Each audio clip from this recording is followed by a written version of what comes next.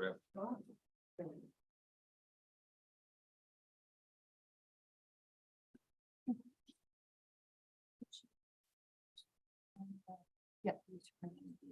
know. I figured it's, so it's helpful. Okay. So this is the first time we have met in the community room, so just know that at this point forward, everything you say gets captured on the microphone. So I just want to give that fair warning before I turn it over to our chair.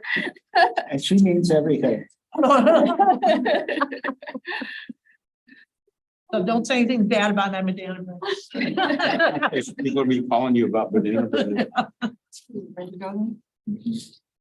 Well, hello, everybody, both those of us here in the community room, and if there's anyone online, we hope that you all joining us are as excited about our weekend as we are.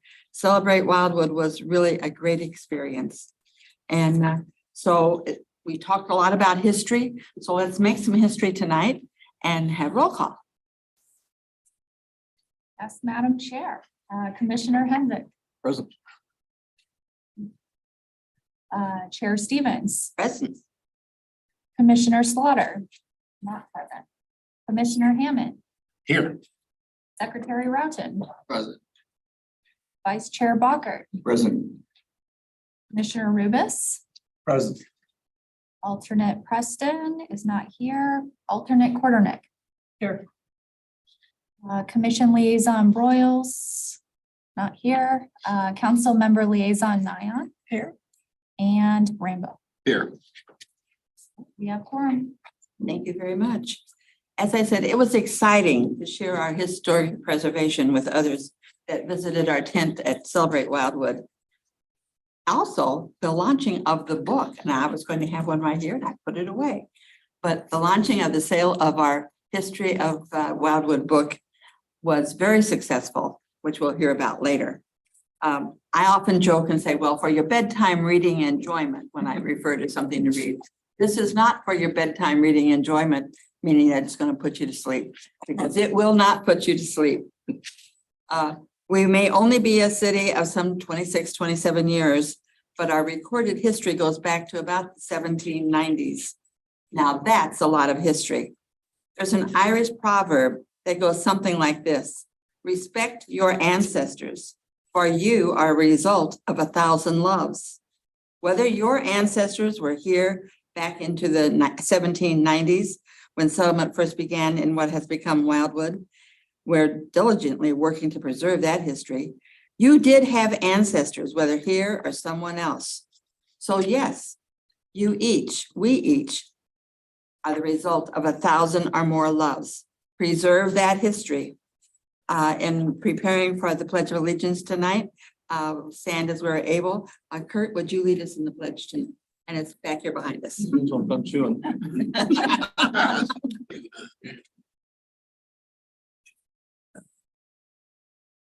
Pledge allegiance to the flag of the United States of America and to the republic for which it stands, one nation under God, indivisible, with liberty and justice for all. Thank you. You may be seated.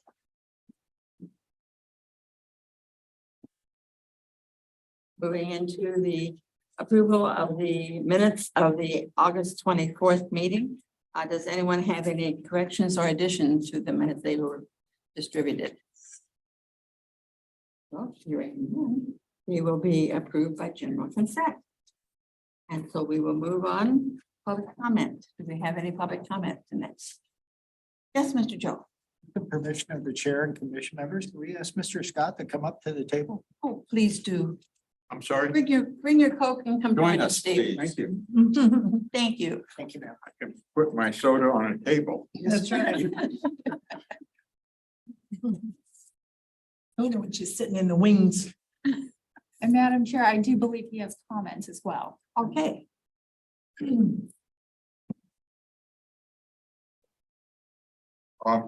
I was looking at the plaque for the Madison monument there. On the back is a map, but there's also within Babbler, and I believe a slave cemetery. I know there's a Tyler family cemetery in that. And I think this plaque should show just more than the Coleman Slave Cemetery. If anything, it will direct attention away from people going there and looking for it. If there's some in the park that you can visit. So I would add, find out exactly where they are and graphically add them to the plaque. That's all. Thank you. Are there any other public comment? Okay, old business. Wildwood History Book Update. Robin. All right, Madam Chair, members of the commission, we did have a very successful launch of the Wildwood History Book. We have now sold over 150 copies. We had about 75 pre-orders and we had about 75 sales the day of Celebrate Wildwood. I've had about 6 or 7 orders this week so far, and several on the way.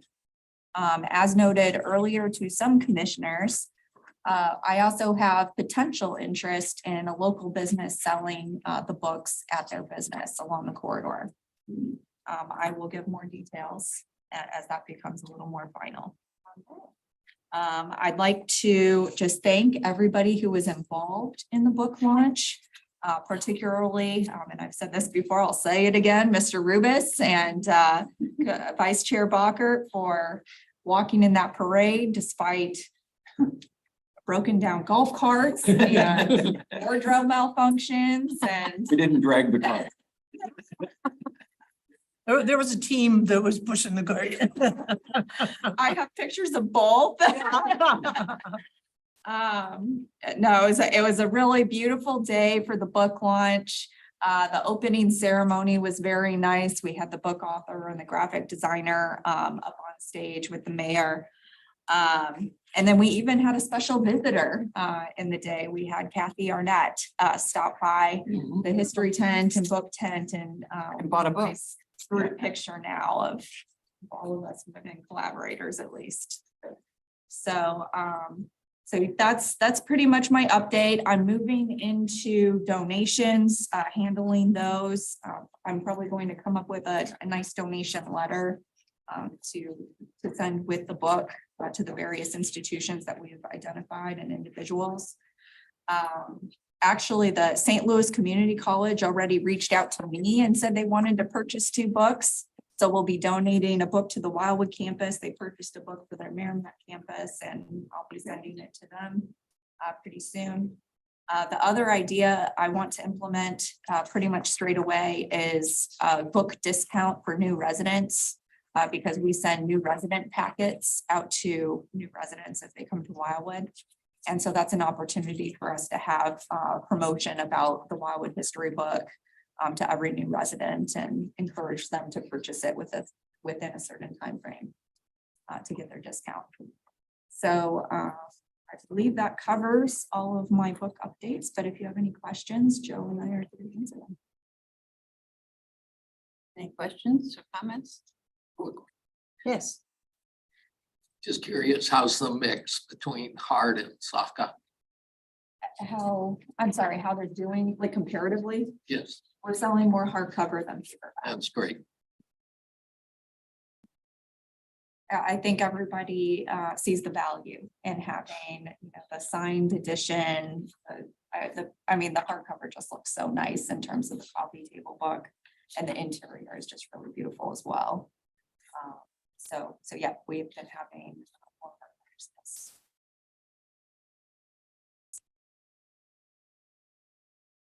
Okay, so Madison Valley plaque. Okay. Madam Chair, members of the commission, City Council did authorize us to move forward with the plaque as depicted and all the components associated with it. They also seem to support the idea of a June 2024 unveiling of the marker at Babbler State Park. So I think that's a really good thing. And then we might just display the marker here at City Hall up until a little closer to that date. Still, there are a few items still to be decided. So we do have a decision this evening. Before you is an updated rendering of the marker, and the graphics team has proposed that we incorporate the QR code in the form of a metal plaque that we attach to the marker.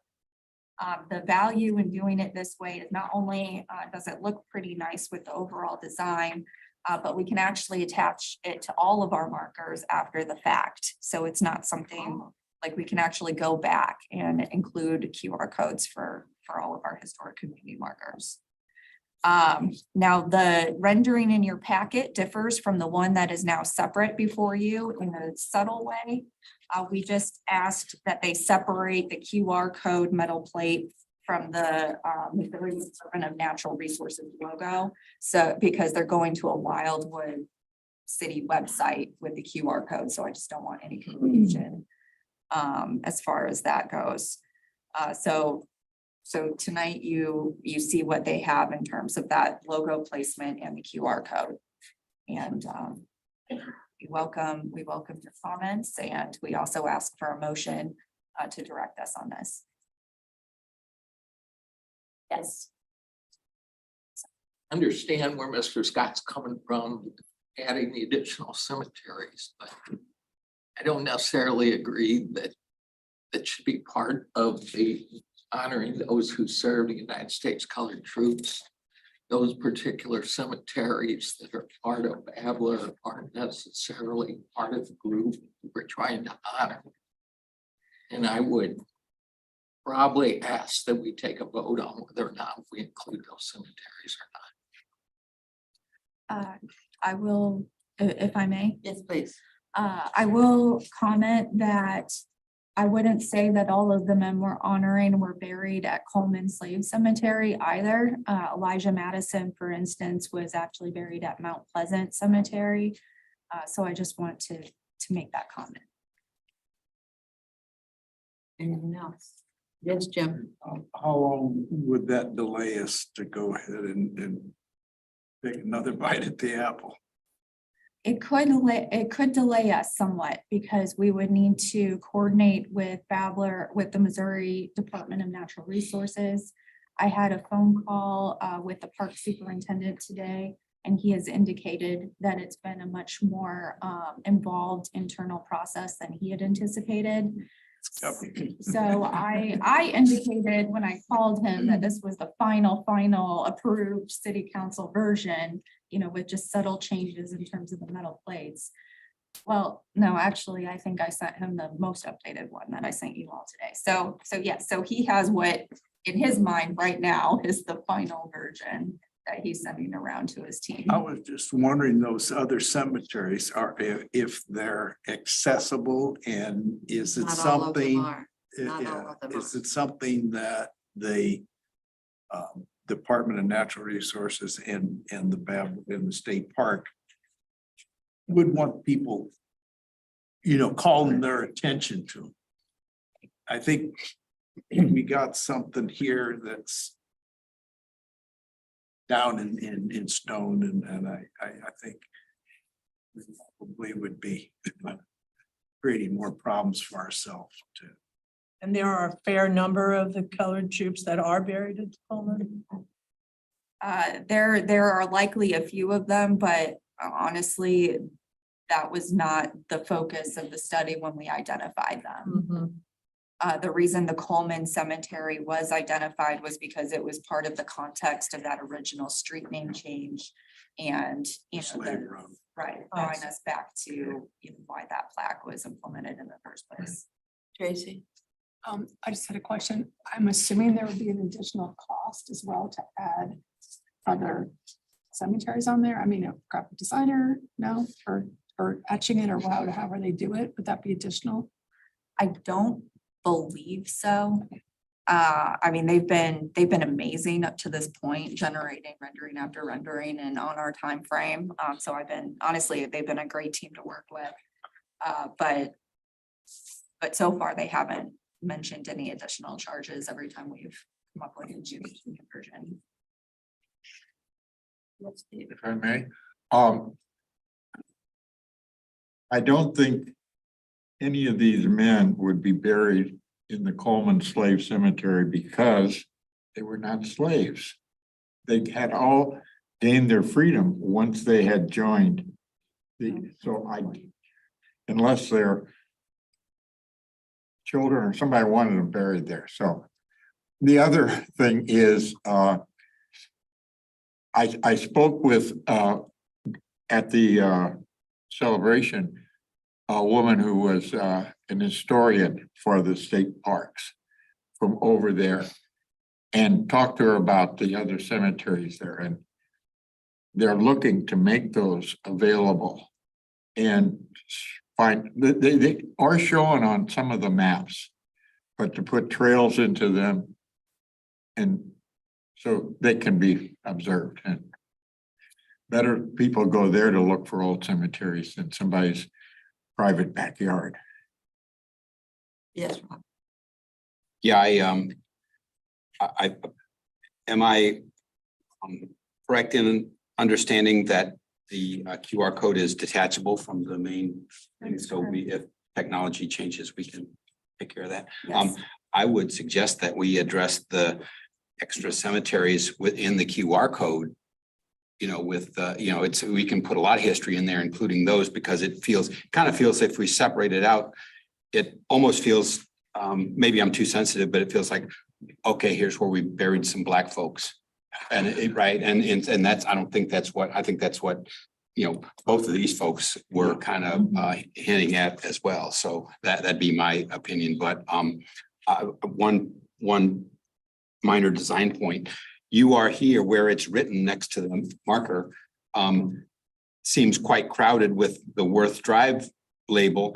And it seems that you moved it 180 degrees kind of next to the sign and above it in all that blank space. It might be a better layout. I don't know if we can do that at this point, but it just feels like the right thing to do for me. So that's all I got. Thanks, guys. Put it on top of where the marker. Yeah.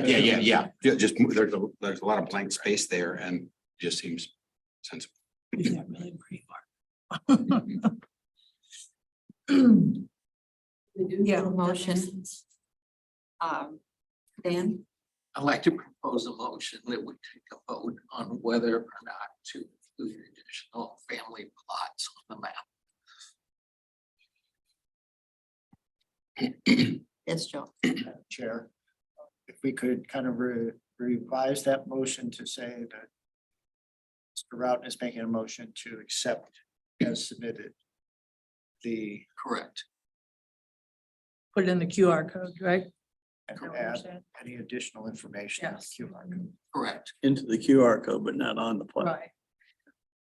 Jim, I'll second and moved and seconded. Any more discussion? All those in favor say yay. Okay. Anyone opposed, say no. It has passed. Thank you.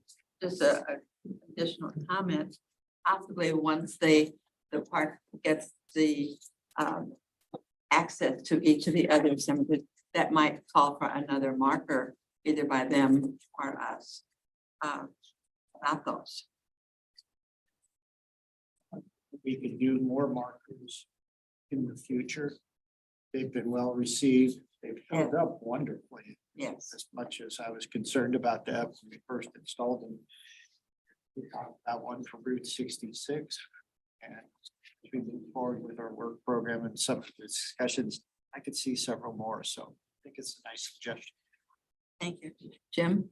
Wasn't Babbler mostly plantations anyway? I mean, that's where the ground is all slave work Right. plantations. So I think as they get their act together and getting access, then I think you can be open to publicity. Can I ask a question? Yes, John. Do we actually know, to Steve's point, whether where some of these folks were actually buried? If we're speculating that we're not in Coleman Slave Cemetery, maybe they are in Babbler. I'm just wondering how much of that info we can put behind our QR code. I think that is something for us to investigate for that purpose, but we do not have that Okay, information. right okay, now. fair enough. Thanks. Somebody should. Have who's buried where. Right. Yes. Um, Sure. anything else on this marker? I'm excited. I think it's gonna be great. So you're ready for I'm press. I'm ready. I'm I'm ready for June. You're ready for press.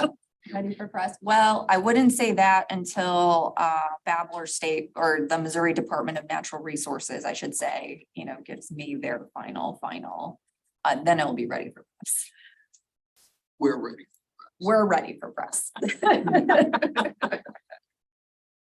Check. Westland Acres update. Oh. Thank you, Madam Chair. Madam Chair and members of the commission, the department did have a conversation with Pastor Abernathy. He is the current pastor of Union Baptist Church. He has had lengthy discussions with Doris Frazier. Fraziers are well-known landowners and have been in Westland Acres for generations. So she is a key component of any effort that we need in that historic community. Leading to Pastor Abernathy, Ms. Frazier and him would like to meet first with the department. Just go over some of their questions before we kind of bring the community and our subcommittee together. So tonight I would like to offer that with the commission's permission, I would like to invite Ms. Stevens, Ms. Keith and I to meet with Pastor Abernathy and Ms. Frazier and kind of get their feelings on what they're thinking and explain to them what we're trying to do in terms of this effort and ultimately answer any questions they might have. So with that, if there is any question or any questions from the commission members, tonight again, I would like permission to invite students to come along with the department. Thank you. Motion for that. I'll make a motion that meeting should happen. Second. Anyone else have a discussion or comments? All those in favor say yes. Yes. Anyone opposed? It's passed. Sorry, That's all right. my head wasn't attached some days. I'm sure I'd leave it somewhere. I don't know if it's good news or bad news, but I received this week an email from an engineering firm. And the email, for all intents and purposes, said my client has acquired or has under contract a number of properties in Westland Acres and would like to meet with the city about future development proposals. I'm sure Ms. Frazier and all of the other property owners that have agreed to proceed forward are aware of it. I want the condition to understand, which makes this effort now all the more. Thank you.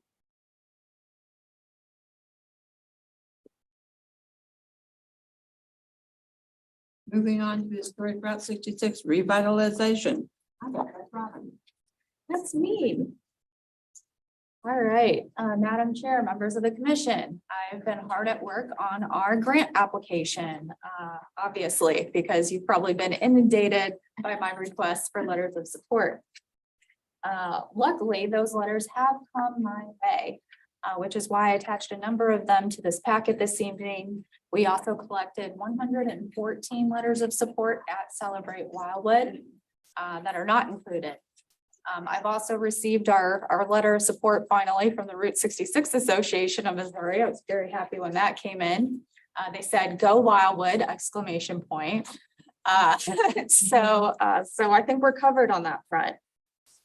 I have since received comments back on my application from the State Historic Preservation Office. Please be aware that this year, pretty much $100,000 over what they expect to allocate is being requested. So it is a competitive grant this year. They have suggested to me that we focus on the historic context study portion of our grant request.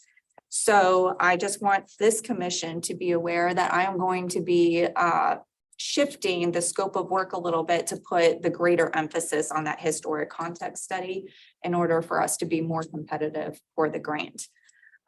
However, I do expect that historic context study to really be what we need in terms of laying that foundation for both the park project time walk feature as well as the Route 66 revitalization effort. So I think we're still going in that good direction.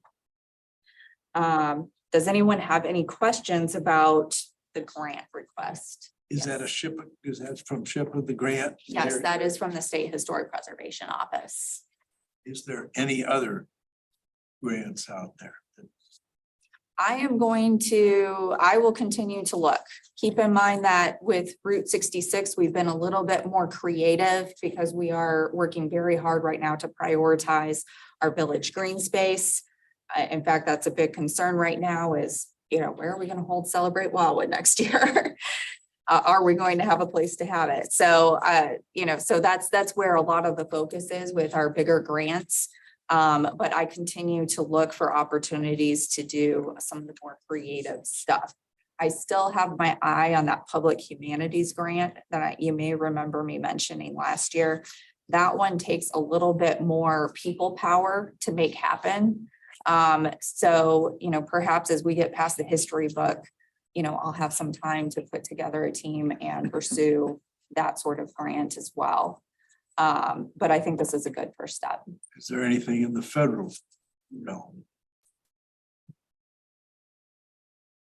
They have been talking about it, is what I hear from SHPO. This Route 66 is being talked about. I don't know where that's going to go in terms of funding.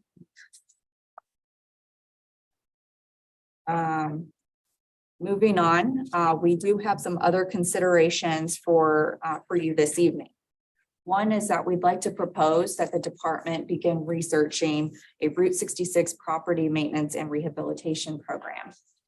So one concern right now, as we look at those bigger picture, like how do we think we can revitalize this corridor? That's the larger vision. But in the short term, how do we preserve what's there so that we can do something with it later? So the department would like to explore creating a locally administrated grant program for property owners along the Route 66 corridor to help them in updating and maintaining their properties. So if this commission so directs, we'll go ahead and start that research and present something to you in the coming months. You need a motion.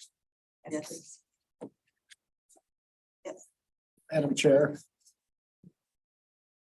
Robin and I discussed this grant program, and obviously it is taxpayers' money, but from the perspective of the department, we participate in something called Community Development Block Grant Funding. And they have a program, it's a homeowners grant program, and they offer $5,000 to a homeowner to help with any renovations that might be appropriate to update, let's say, aging housing, et cetera.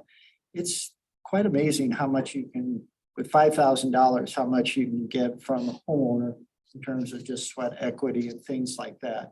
So really, it isn't intended to complete projects. It's intended to basically be that spark that kind of lights that fire.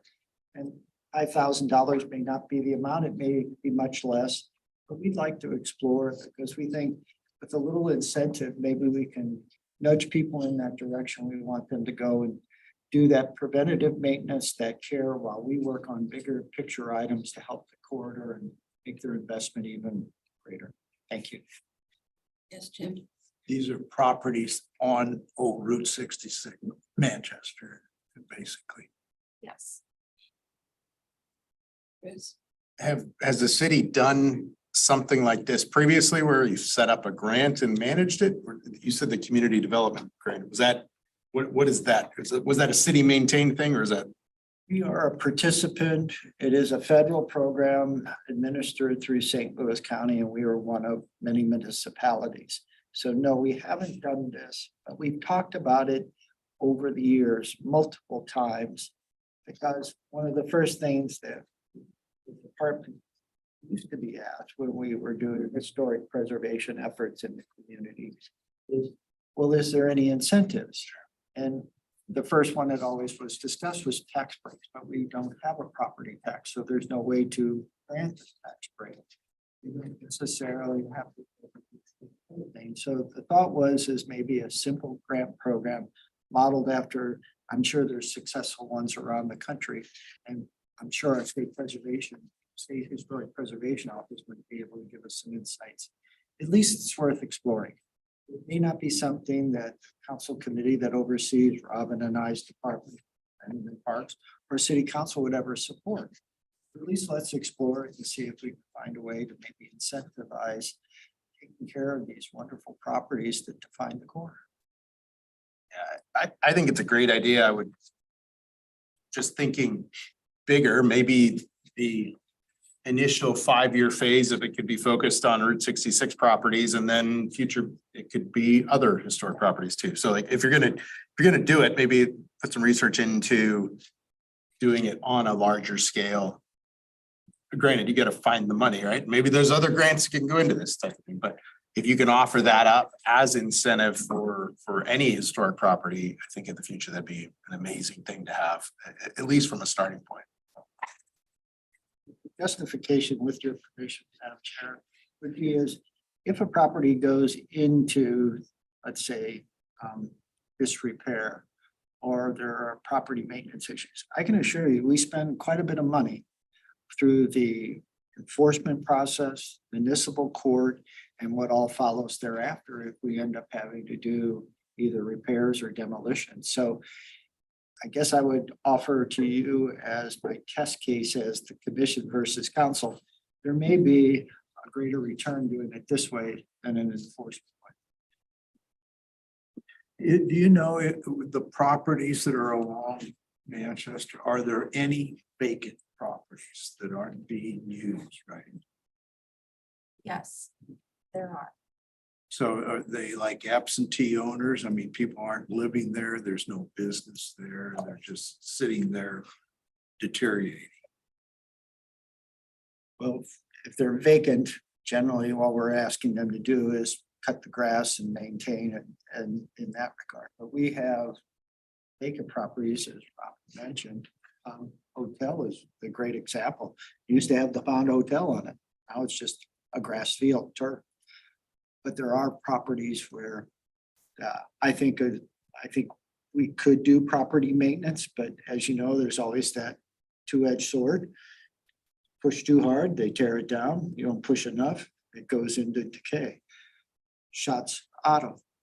Been there, as you recall, the bungalow with the old automobile dealership. Yeah. And that property has national significance to Route 66. So I think this is a good first step to put that, like you said, that spark. To get somebody to get off the dime. Especially if you're gonna try to, call attention to that 66 route, you don't want an eyesore. One of the things Robin agreed to me about is just the tourism aspect. And we'll talk about economic development, which are two key things I think we could benefit from Route 66.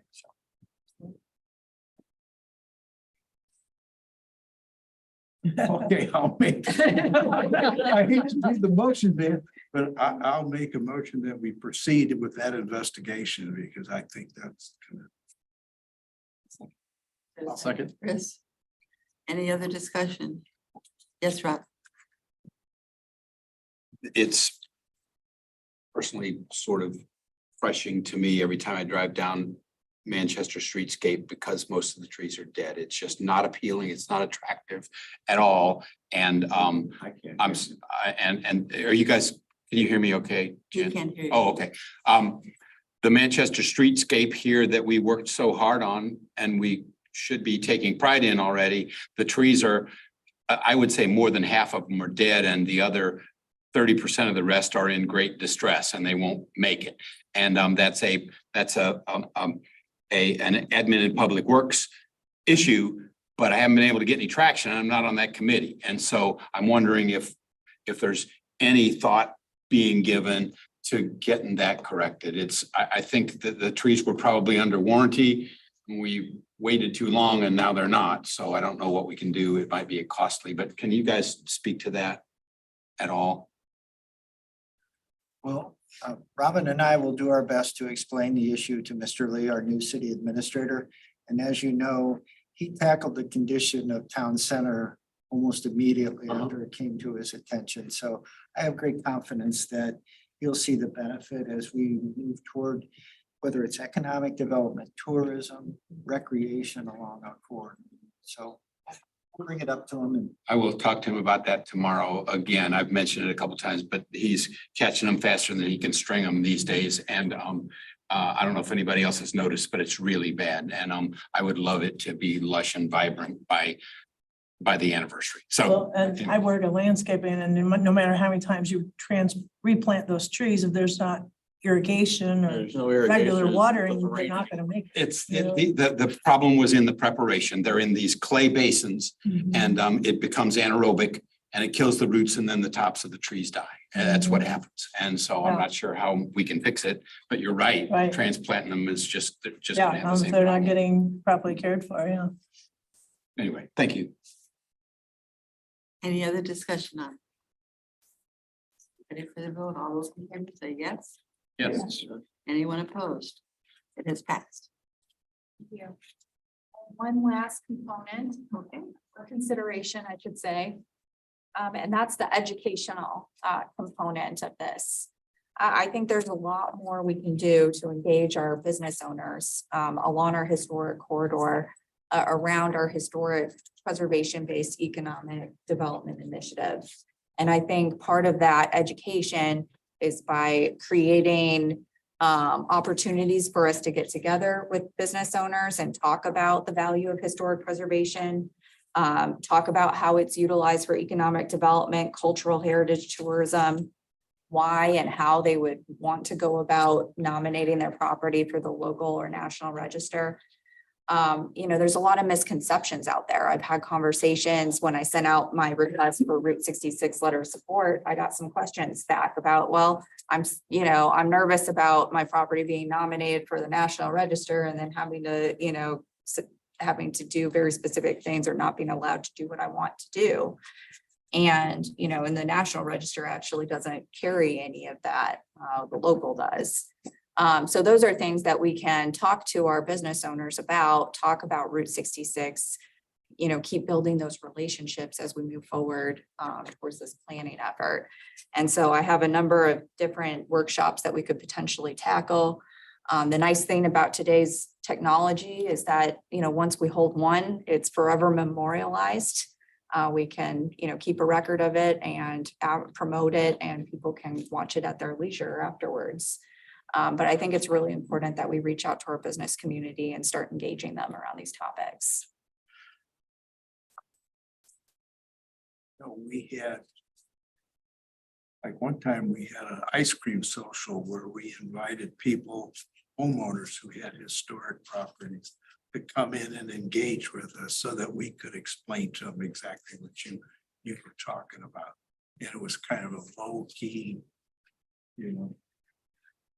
type thing that gave those people the information without sitting them down in a room and say, okay, here's this, here's the Maybe dog. hold it at the speakeasy. Yeah.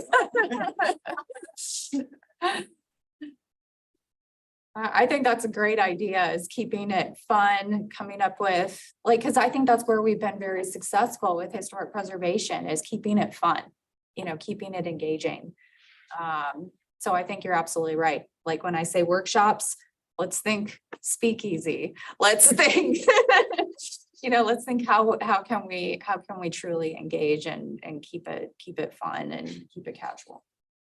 Sense. Any other? I suppose I am requesting you to provide any additional input as to that component before we wrap up this topic. I think we probably have some business owners who have bought into the program already, and they would be good ombudsmen for us to engage with their fellow business owners. I've noticed that our newer business owners are particularly engaged in the Route 66 effort. So I think, you know, we could do a lot more probably to engage some of those who've been around for a while. And I've been in places that implemented things like legacy business programs and things of that nature. And that might be something for this commission to consider to engage those businesses. But I think the newcomers are engaged for sure. Yeah. At Wildwood is, I mean, we've had a lot of people stop in there and that was a good opportunity to educate a lot of people. What is historic preservation and what we're doing about it and examples of what we've done. And Well, that book you guys had at the booth that had like hundreds of properties on it. People were going through that. They couldn't believe how many old properties there were in the area. So that was nice to have. Well, I think it was very promising too that we had 20 sponsors for a Route 66 scavenger hunt and, you know, willing to donate. Yeah, that prizes was and good, too. everything. So, you know, so that interest is definitely there. But yes, I think I think the educational component is something we should be thinking about. I don't like to say, oh, something else for us to do into something, but I wonder if thinking ahead to next year, because I know farmers market's going to be over very soon, but perhaps maybe once a month have a history tent during farmers market time to get this information out to people. Because you might have different people there coming for farmers market than you have coming for Celebrate Wildwood. Just a thought. To be clear, if I may, to be clear, it would need to be a mini history tent. Right. Yes. Because if you saw the explosion that was my office cubicle for Celebrate Wildwood, you would understand why I don't want to do that too often. The grand and glorious, I mean, we had a huge tent there with, and it was full, And it was. and it was great. It was being attacked by the wind.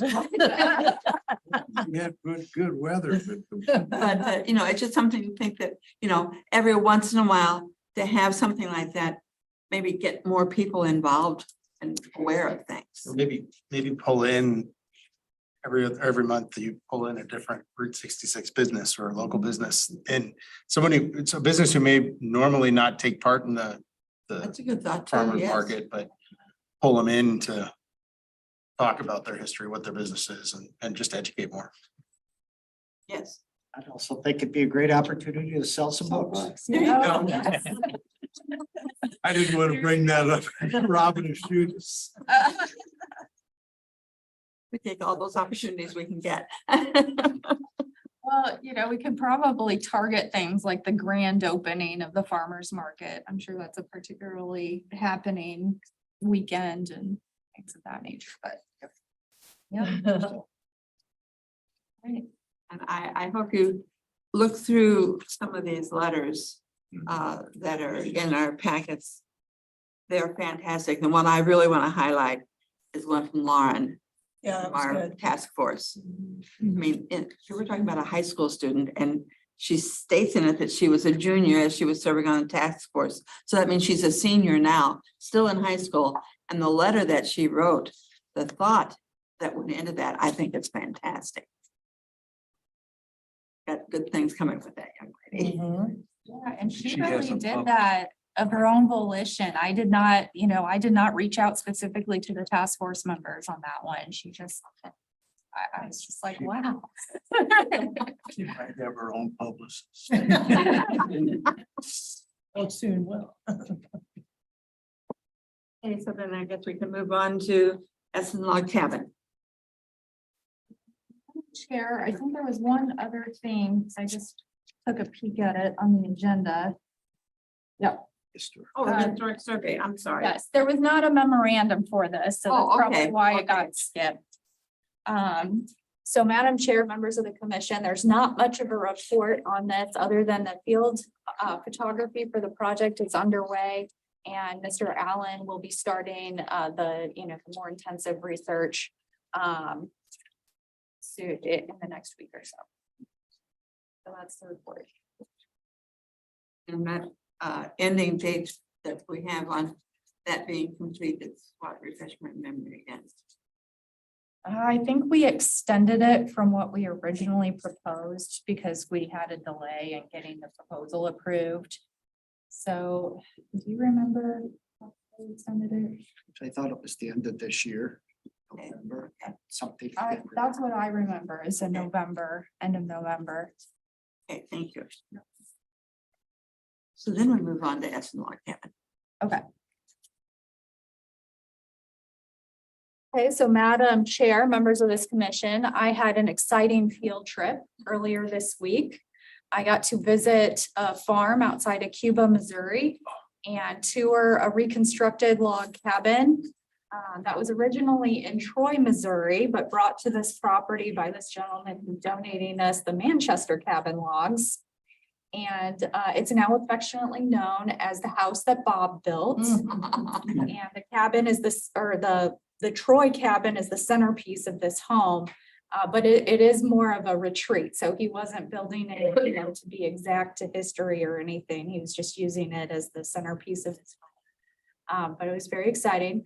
Mr. Kelp and crew came out there with their very large equipment and maneuvered around trees like absolute champions. I don't know how they got these very large trailers and flatbed trucks into this property because it was a very narrow squeeze, but they did, and they were swinging logs in between trees, and it was pretty fun to see. We brought back to Wildwood 16 rafter logs, 25 of the longer logs that we might be able to use, and then about 49 what I called miscellaneous logs, because it was just all different sizes and diameters. But we brought that all back. It's now stored with the Essen Log Cabin logs. They're being laid out, and our Pattern and Ives consultants will be coming out to assess their condition on the 10th of October. And so I'll have a report for you at the October meeting as to how that assessment went and where we are in terms of that. However, also in your packets this evening, and I apologize, it looks like we have two memorandums about the Essen Log Cabin.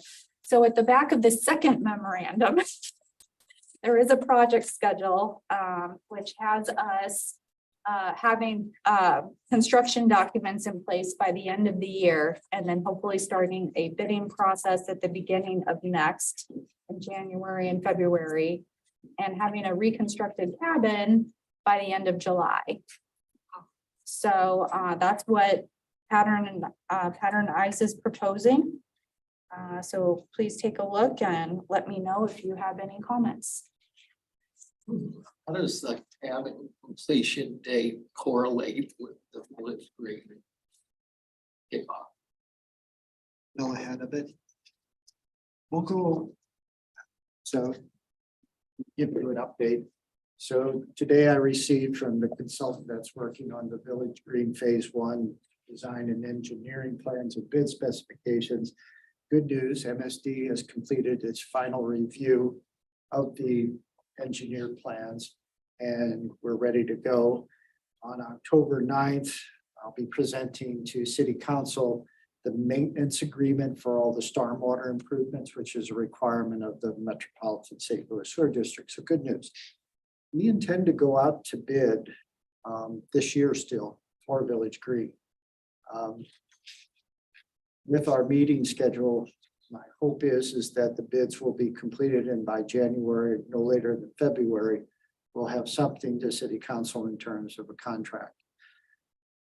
I'm confident this year that the grant application we submit to the St. Louis County Park Grant Commission will be awarded. It's just under $600,000. And through our budget process last year and this year, we hope to have the remaining amount, which is about $1.4 million in the capital improvements budget this year. And that is just Phase 1. But Phase 1 gives us a home for all of our events.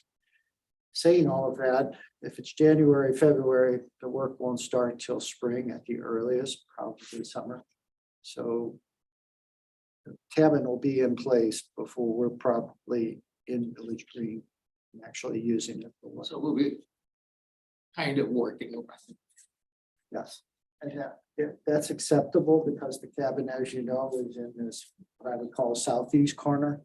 Most of the improvements to Village Green Phase 1, starting at Main Street and going up Main Street more to the east-west.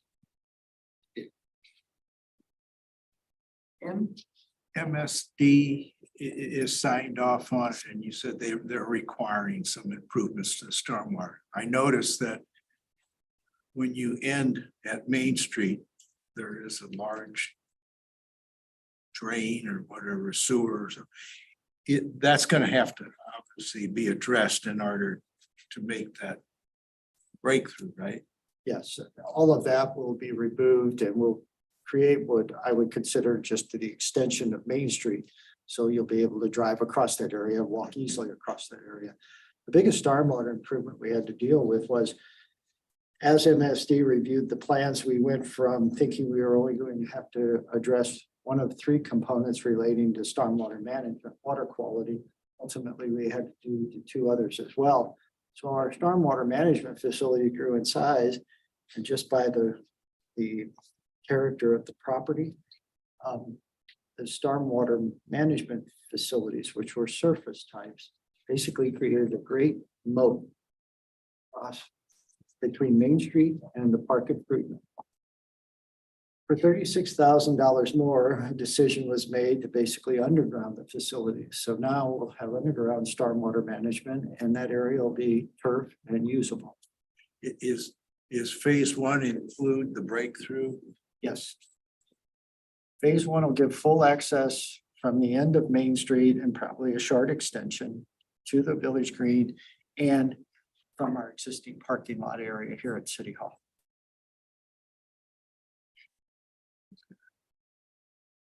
Progress.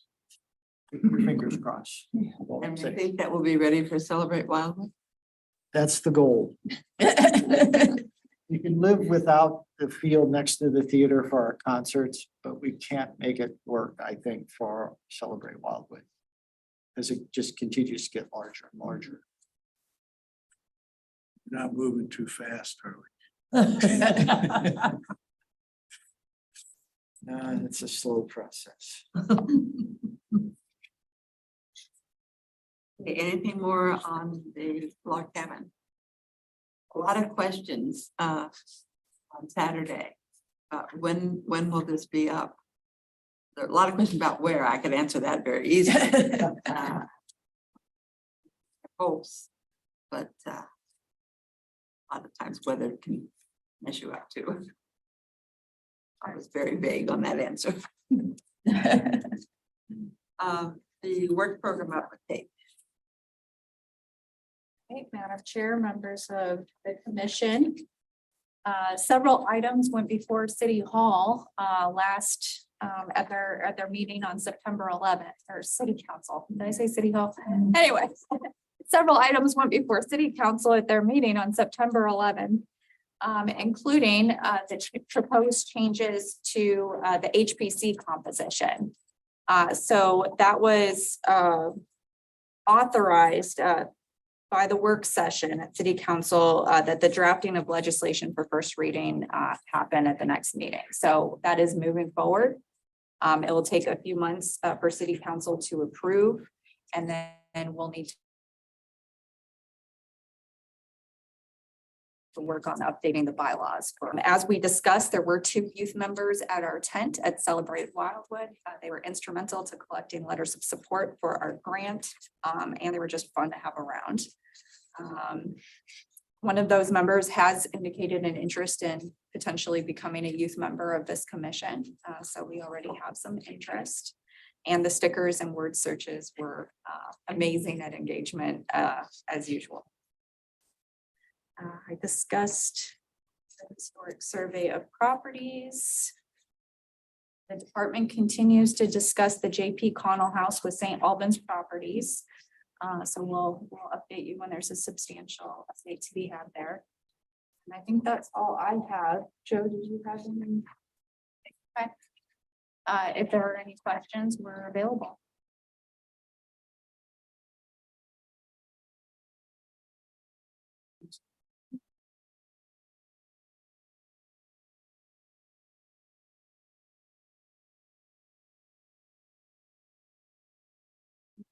Moving along then to new business. Celebrate Wildwood History Day. Well, it's probably not really new business since we just did it. But every year, we do like to debrief the event so we can have some key takeaways and improve our display and now our parade floats for next year. So I guess some of the highlights I've already discussed. We had some breakdowns during the parade. So that is one thing I'll be looking to do next year is potentially upgrade the wardrobe a little bit. And then hopefully we'll just have a better golf cart because I don't know what else to do about that one. We'll do our best to get you one that's ready to go. As noted, Route 66 engagement was very successful. Everyone was taking handouts. We had 16 signups for the Route 66 email list and 114 letters of support from those who came by the history tent. So very good engagement there. Discussed the Wildwood history book. The points of interest map continues to be a hit. I think it draws everyone to the history tent in the first place, and then they start seeing what's around, including the history books. They were very well placed next to those history books. But I just heard over and over again, they would first find their home on the map, and several actually already had the map at home because they got it in their new resident packet. And they were saying, oh, this is so cool. I had no idea this area had so much history. We're taking all the driving tours. So it was just really good to get some validation, that map is really having an impact. And not only finding their home on the points of interest map, they came back behind at the big banners for each historic community, and they were trying to locate where they were in connection to the historic community. And that was really neat to see. Yeah.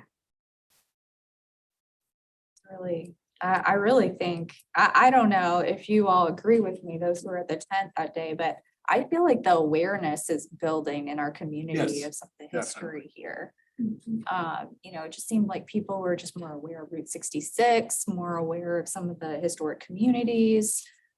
So I think our work is having an impact. Did you get any feedback from the Wildwood Historical Society about how it worked out with being next to us and in the?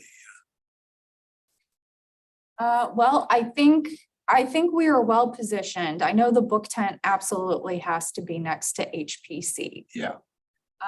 Unfortunately, earlier in the day, there was a mix up and they started setting up their tent where the book tent eventually was. So we had to shift the tents around a little bit. But it was a nice engagement because people would come talk to us about HPC stuff. They would talk to us about Wildwood Historical Society stuff. And so Jill was able to point them that way and I was able to point them that way. So it was nice being in between the two tents and being able to direct people where they wanted to go to answer their questions and engage. A couple individuals did speak to us about interest in the national or local register.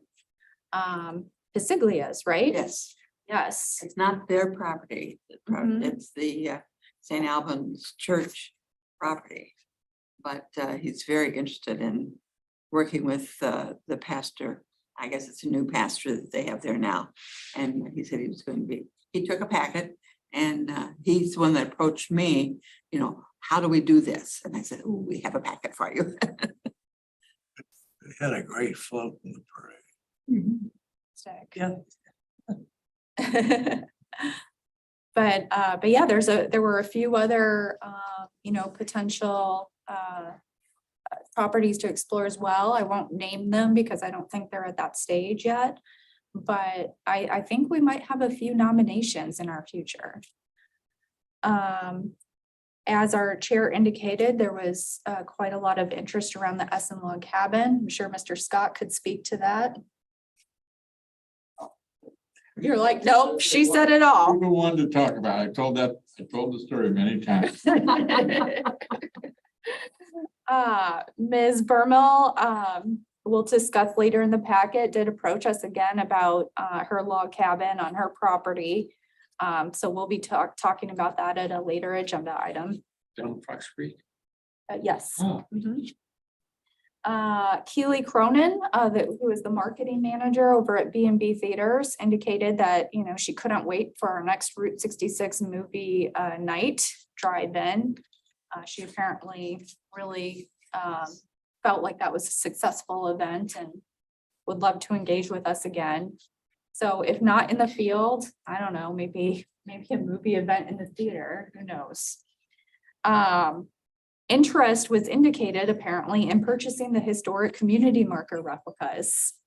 So that inspired some ideas. There were several who said, are these for sale? You know, the mock-ups that are usually out there in the display case. But they really were, and that in all the time that I've been in Celebrate Wildwood tent, this is the first time anyone has ever brought that up.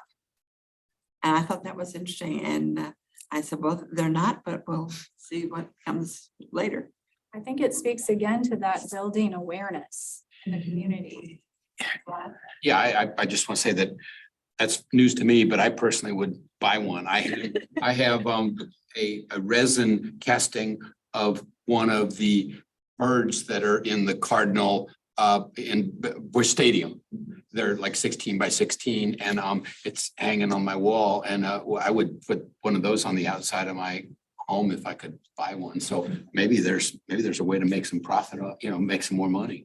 Well, we were even thinking, miniaturizing them even more and having like keychains or magnets that you could put on the fridge. But you can read it. Just have a whole historic Wildwood retail store, which I'm sure our finance department would just love me for saying that. We got Route 66 shirts and history books and keychains and no. Storefront You here. better quit coming up with ideas. I better.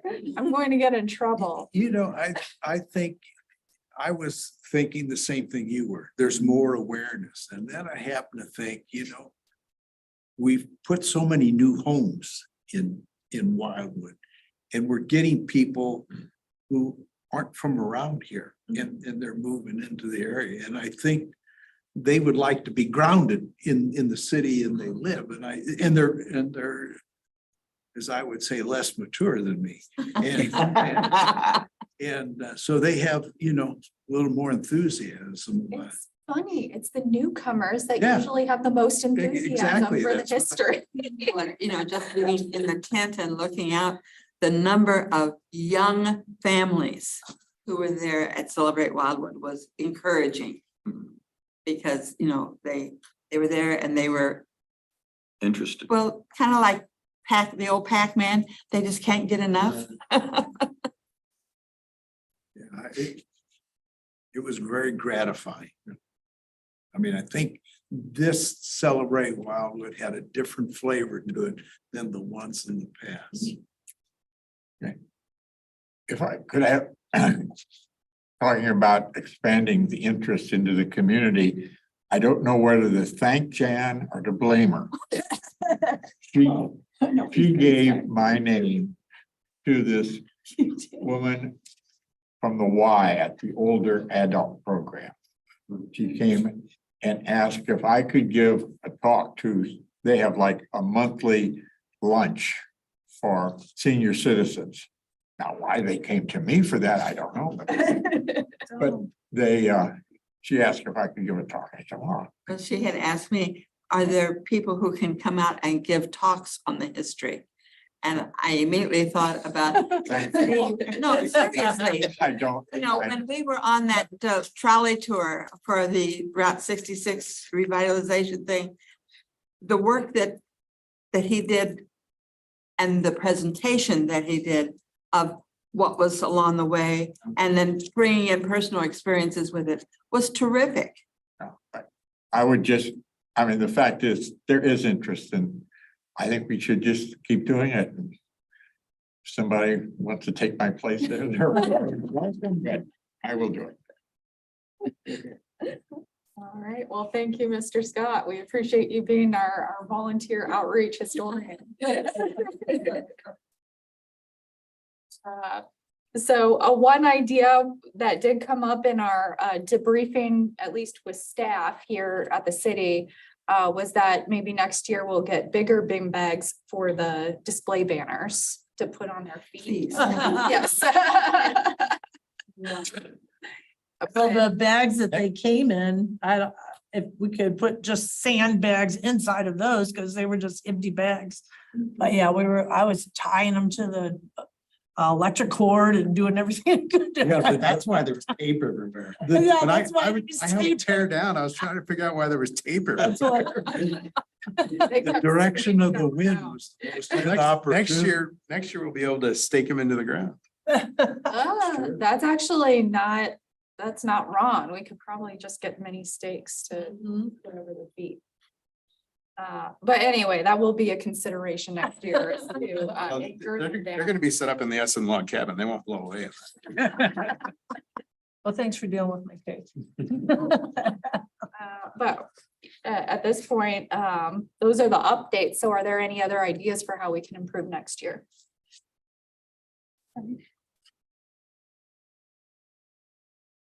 You know, the little kids that were coming by, you were saying so much about young families. Something that's inexpensive to do is maybe have some helium balloons and say something on them that we can give to the kids to tie to the strollers and stuff, you know? That's just one more eye-catching thing that the kids then would have something, you know? Just, you know, because we were giving them trail maps out and they were loving that, you know? So anything that they can take and share and draw people's attention to it, you know?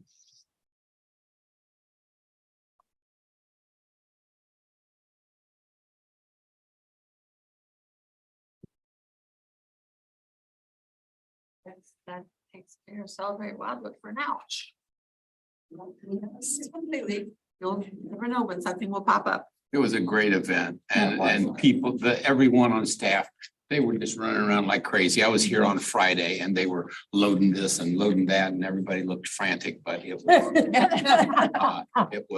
off without a hitch. I'm really proud of Luckily, the yeah, staff. good weather through it all.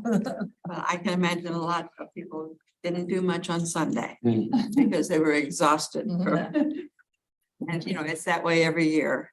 And we appreciate all of your efforts because without you, we couldn't do this.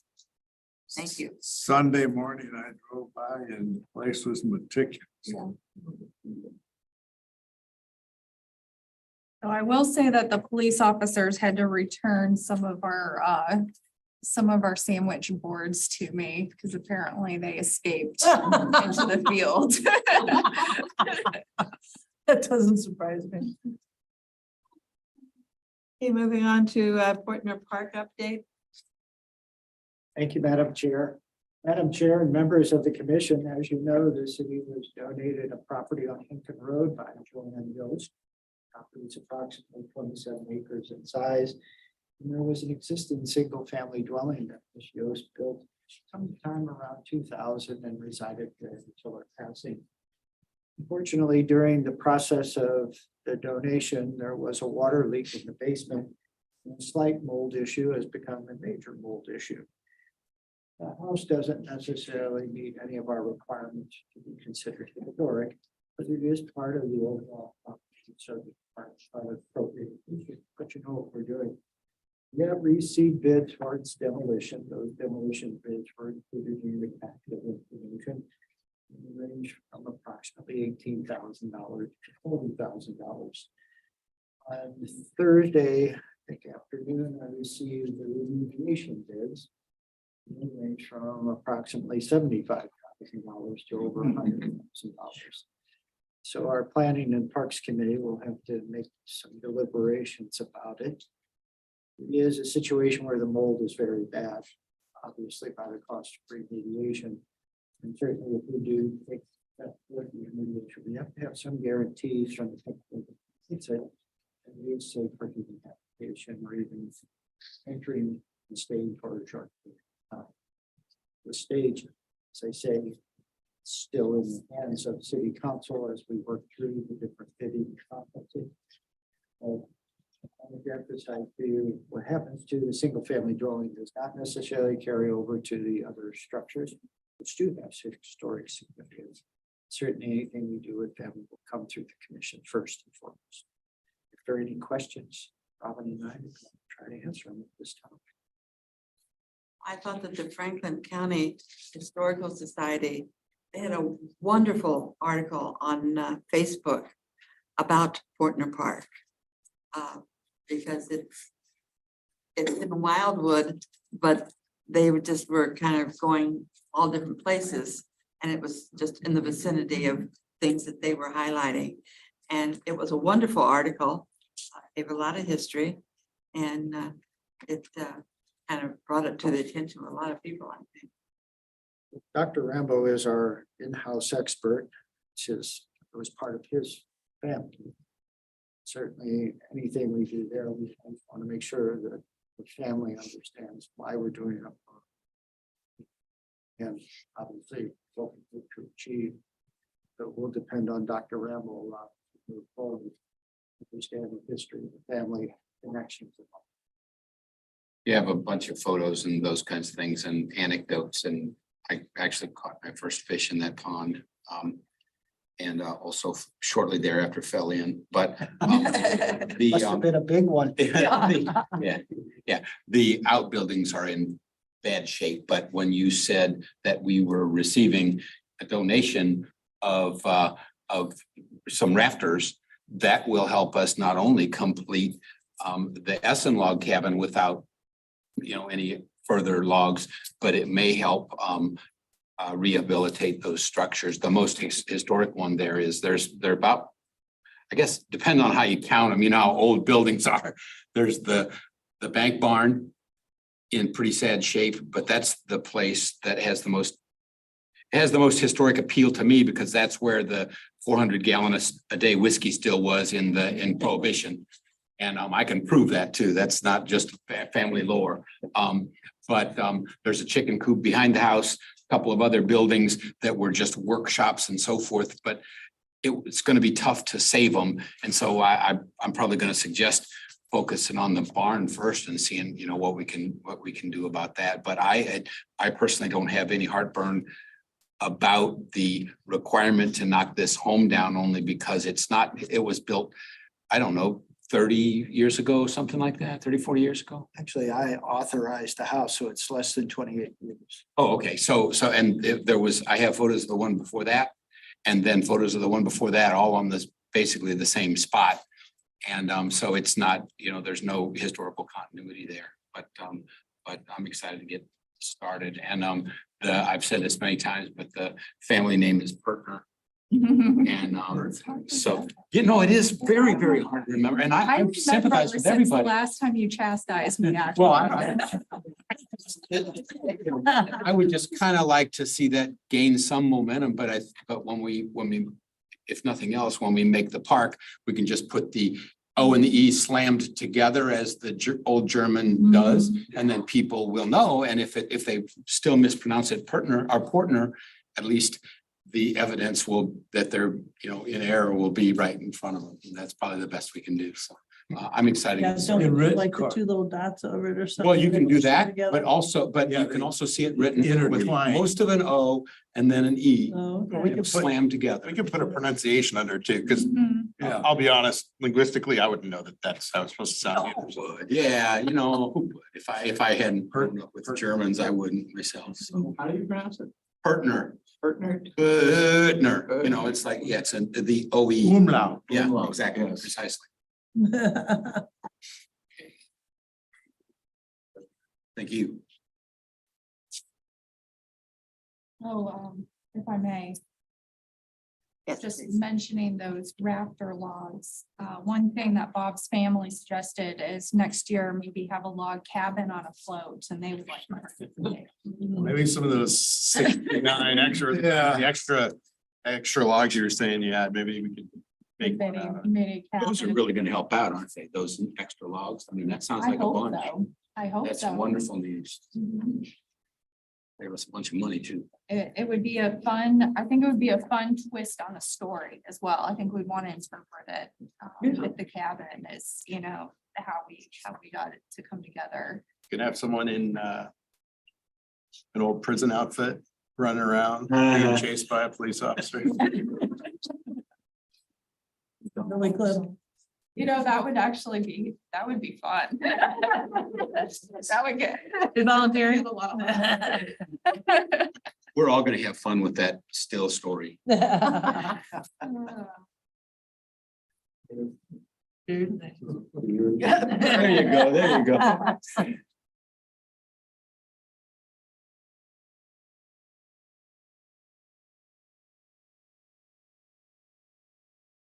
Is there anything else on that issue? Thank you again.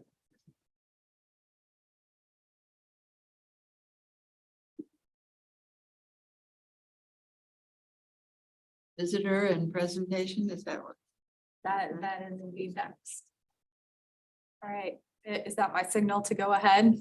Yes, please. Madam Chair, members of the commission, in the spring of this year, I discussed that it was about time, in fact, long overdue, that we were evaluated as a certified local government. So as you are aware, we've been a certified local government since 2001.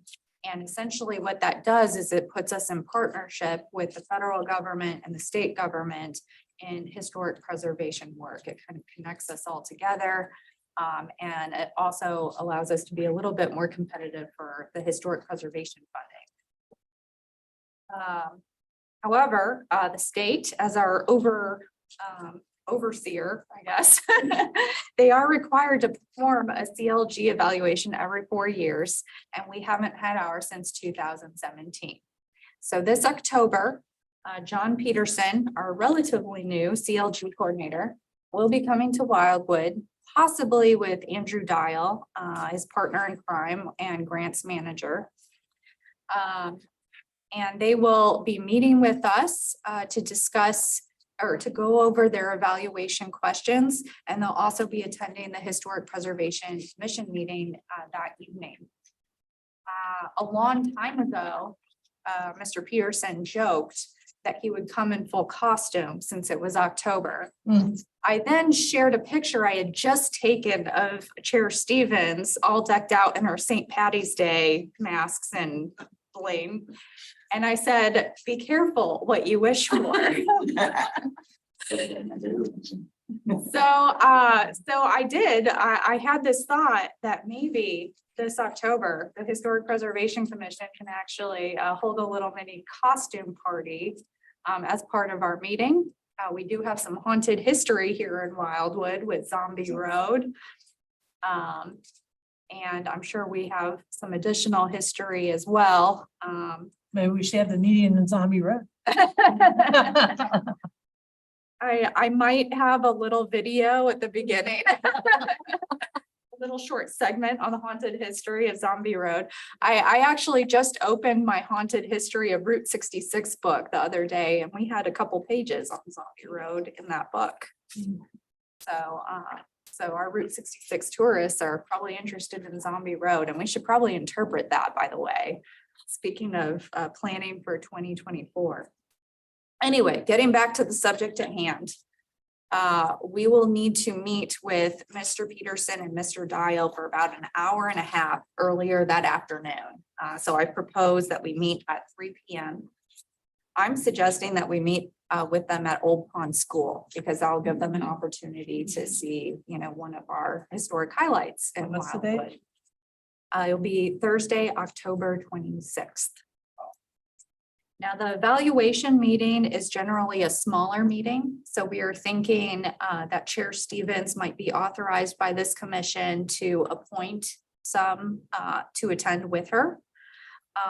But really, anybody who wants to attend this meeting is certainly welcome. They will then be coming back to our Historic Preservation Commission meeting later that evening. There was talk about potentially taking them out to dinner at Big Chief Roadhouse, but that's up to you because Joe and I have to set up a meeting. However, speaking of Route 66, I did suggest to Mr. Peterson that I take him on a driving tour of our corridor and show him the location of our future Usson log cabin the next morning before he heads back out to Jefferson City. So if anybody would like to help me give him that tour, I would certainly welcome the help. Yeah, that's what I was thinking.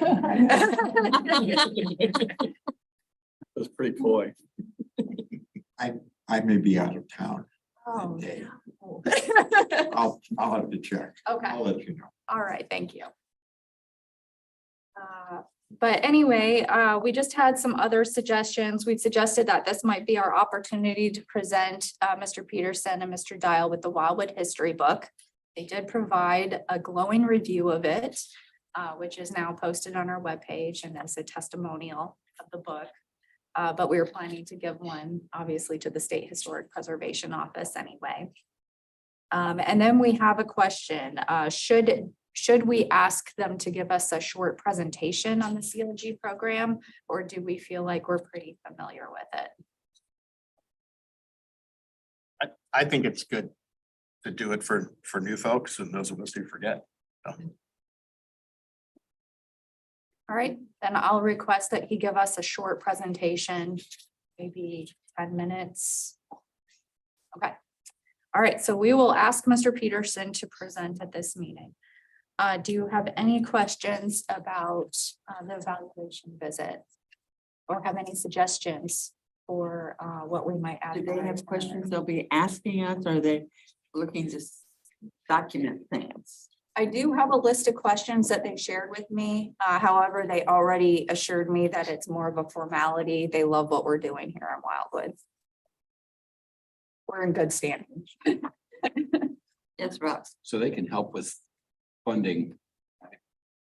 Yes, they're administering the Historic Preservation Fund grant, which is what I'm applying for right now for Route 66. Great. So I would suggest going by the O'Connell House and the maybe shots and showing them some of the places that we'd really like to get some money for. Maybe it's not coming out of that bucket, but in the future, you never know. So if we're gonna tour them around anyway, show them the nice stuff, but make sure you show them the bad stuff too.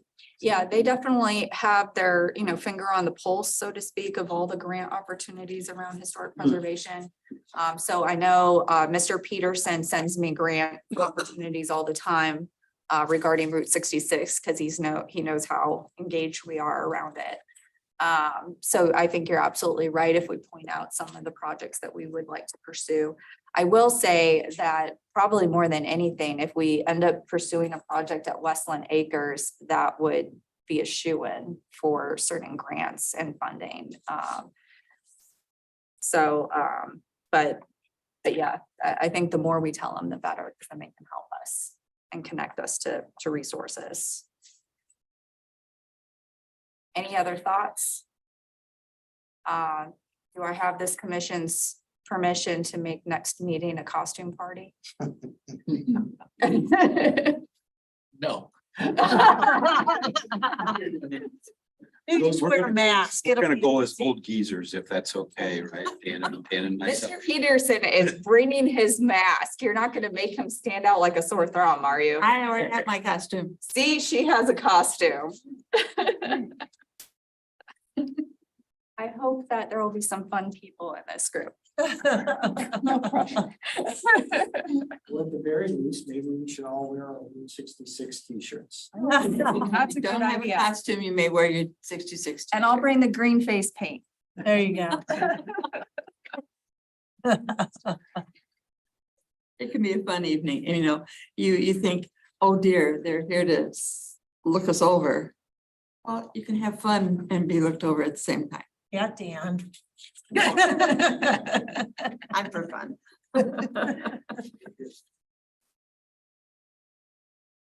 The 1857 log cabin on Fox Run Hollow.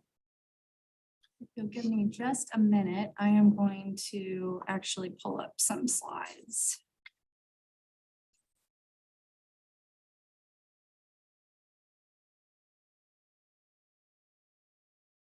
Here, I'm gonna dim the lights. Okay. In meeting my piece.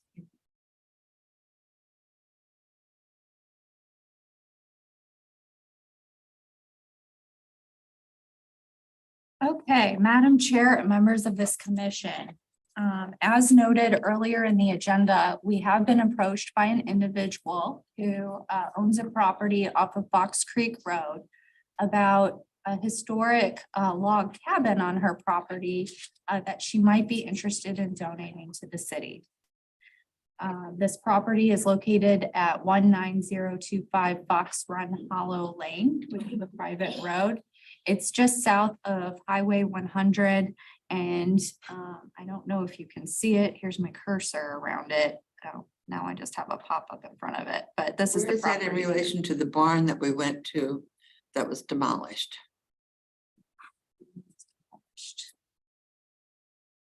Is it farther on down? Madam Chair, the barn was further to the south. Okay.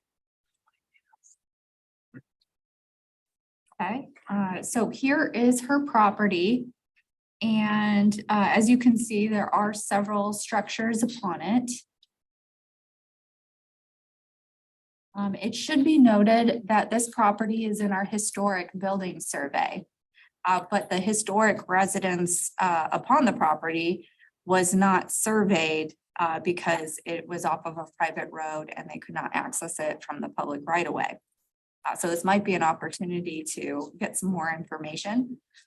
But the residence on the property was built around 1912. So it's an older residence. The significance of the cabin is that it was owned and lived in by Captain Hogg, who was a captain in the Missouri. Gosh. I apologize.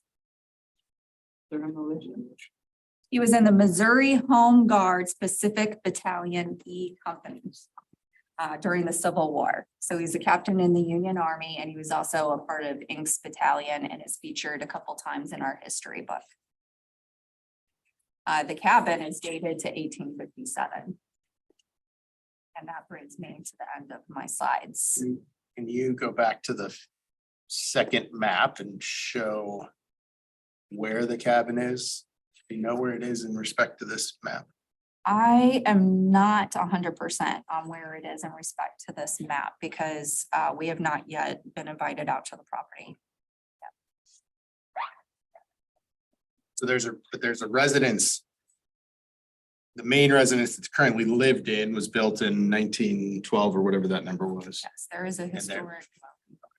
And then the cabin was just remained on the property. Do we have any idea on, again, I realize you haven't been out there. Do we have any idea in terms of usage of that cabin in the last 120 years? I mean, I don't believe it has been recently utilized, so we're going to go out, assess the condition of it and go from there.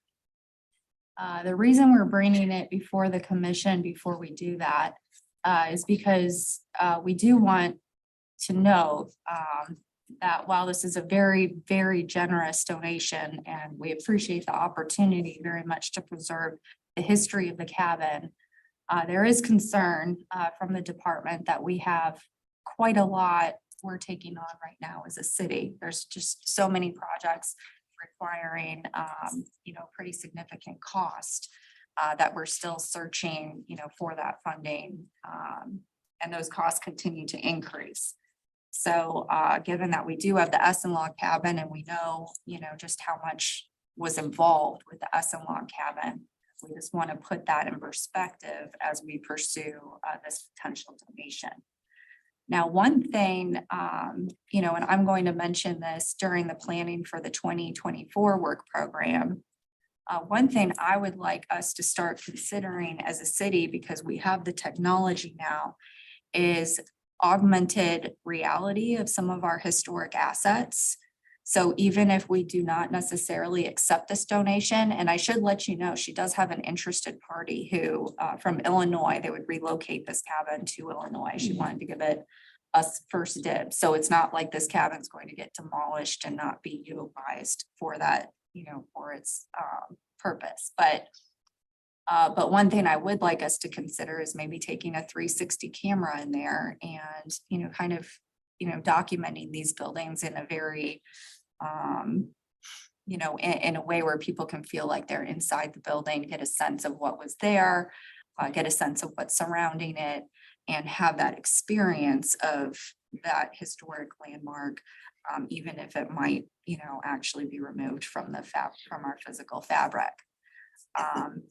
The idea really came from doing a lot of our virtual Route 66 work, because when you go into those virtual tours, I don't know if you've had an opportunity to explore that, but you can feel like you're physically inside the Wildwood Historical Society Museum or Old Pond School or Big Chief Roadhouse.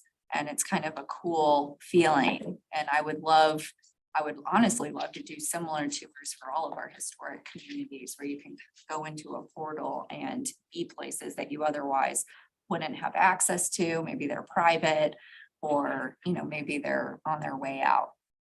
So that's just one thought I had, just in terms of this cabin and preserving some of this history, given that we're going to have to make some decisions that are going to be hard going forward in historic preservation. And that's all I have. Joe, did you have any follow-up? Defer to Mr. Rubus first. Have we had any conversation with city council about donation? I mean, obviously, this is gonna be an expense. And I just wonder kind of what their temperature is on these things. Well, it's coming to you first, and then we would be taking it to city council next. You mean taking on new projects, Yeah. expensive new projects? Yeah. Depends on the project. All I would say is depends on the project. This seems, Well, this, I mean, we took on the Essen project. And that was kind of, the family donated it, and that was kind of the first ones. And we've had many others down the line, and we rejected those because of expense and stuff like that. And so I just kind of wondering if we've been given kind of a direction to go to as far, what will we do with it? How much is it gonna cost? it's not, it wouldn't, my thoughts, this is my personal opinion, and Tracy can weigh in for Totally sure. agree. But I would love to get a look at this, because if it's structurally quite sound and complete, we could somehow figure out how to find the money. I mean, I'll have a bake sale, whatever. We can just, take donations. And the reason I say that is because it has taken years for the Essen log cabin to finally come to fruition. If we get it and it doesn't get done until 2034, it's still, we've got it, it's not eating anything. We can stack it up over there at Partner Park or wherever. It makes sense to try to do this, because once it goes to Illinois, we're not going to get it back. That's my opinion. Yeah, it does have Missouri If they're and not, local history, and I hate to see it go away, but I don't want to beat our heads against the rock trying to do something if the appetite for the expense wouldn't be there. I'll be very frank. I think the appetite for $100,000 or $150,000 cabin restoration project is likely to be greater than $1.5 million for a half-acre park. That's the feedback that I'm getting from some of my colleagues, and it may or may not be an unfortunate situation, but it's feeling like a lot of money. if they're not insistent upon the thing being re-erected immediately, take it. Yeah. Keep it, save it, document it, save it, and for 10 years from now, We'll find a we place. got it. It's ours, let's keep it. That'd be my feeling. Tracy, you had something. Well, I else just to had a say? question. So the expense would be moving it, and I'm assuming taking it apart to move it? Okay. and then- Documenting before it's taken apart. Right, so there's that expense to have like a similar company probably analyze that and then move it and find a place to store it, which I'm assuming would have to be somewhere protected and so this one doesn't get stolen as well. So I guess those are all, so even without putting it all back together and all that, there's a lot of expense on the front end, right? I believe there is, and you hear me talk about this a lot. We've got roads that need to be repaired. We've got roads that need to be constructed. We got bridges that need to be rehabilitated. We've got bridges that need to be replaced. We've got parks that we need to build for our events. We've got trails that need to be maintained. We've got a litany of things. Frankly, from the department's perspective, another cabin is not at the top of its list, and that may be a disagreement with Ms. Keith, but I'm the one that sees the money going in and out, and more's going out most days than coming in of late. And so from that perspective, I appreciate it, but when we disassemble it, we have to take care of it. And when we reassemble it, guess what? There's a maintenance cost. Year in, year out, year in, year out. It's not like cutting grass. And so we found here at City Hall, do you defer maintenance even if it's a new building? It doesn't need it. It's a great point. How much is how much is Log Cabin going to wind up costing us? And I think it's kind of a worst case because it's kind of incomplete. Some are not in good shape. Some of the logs are not in good shape. We need more logs, et cetera, et cetera. And we had to do lots of planning that we wouldn't normally do. So we were able to tag the logs before they were disassembled. But we've got $140,000 set aside in 2024 for the reassembly, but we've probably spent that plus more just in recovery, storage, and then all the soft costs from Pattern and Ives helping us understand what we've got and how to get it all back together. So if this thing isn't exceptional, then probably it wouldn't fly with the council. Just look at the things we talked about tonight. We'd like to do more markers. We'd like to replace trees in the streetscape. We like to do this. We like to do that. Or down the list. It is on mine, but you're the bosses, not me, and you're the real bosses. So from that perspective, if you tell Robin and I, let's make this work, we'll do our best to try. So I agree with both of you. I think we're too early to ultimately make that call until we see it. And I mean, it could be the most gorgeous 1857 cabin and it could be in great shape and that could change the opinion Yeah. on its value, right? So I think it's worth, if we can get access to it and I'm assuming that's next steps, get access to it. Yeah. If we can also get access to see the other property from the outside, not necessarily a tour, that type of thing, I think it just helps us to know more about that area and the property as a whole. I think it's worth our time doesn't cost us anything other than our time and your time. Your time's the one that actually costs to start the process of looking at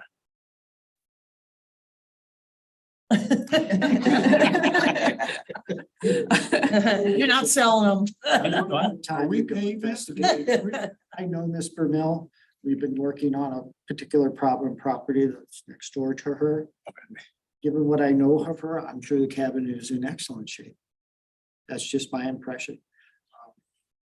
But as I say, even if it were in excellent shape, Understood. And Essen has been going on since I became part of this commission. It was going on before that. I mean, a project like this becomes 6 to 10, 15-year type thing, depending on what it is and where it goes. So that being said, we can just turn Village Green into a whole bunch of old cabins and be done with it. Well, they did it in Faust Park, but I'll wear my Amish carpenter costume next month and we can have a barn raise, we can have a cabin raising and get it all done and. sounds good. If I may, I would just like to advocate that whichever way we decide, whichever way this goes, let's please document the resource and really start thinking about how we can creatively, even if we can't preserve the actual physical thing, let's preserve the experience and, give some insight to future generations of what was there. So I would ask you to look into what, from a permission perspective, we need to be able to do that. Yeah. I took a 360 camera to, what's his name, gentleman's name, Feeney, over on Pond. I took it when we looked at that property years ago.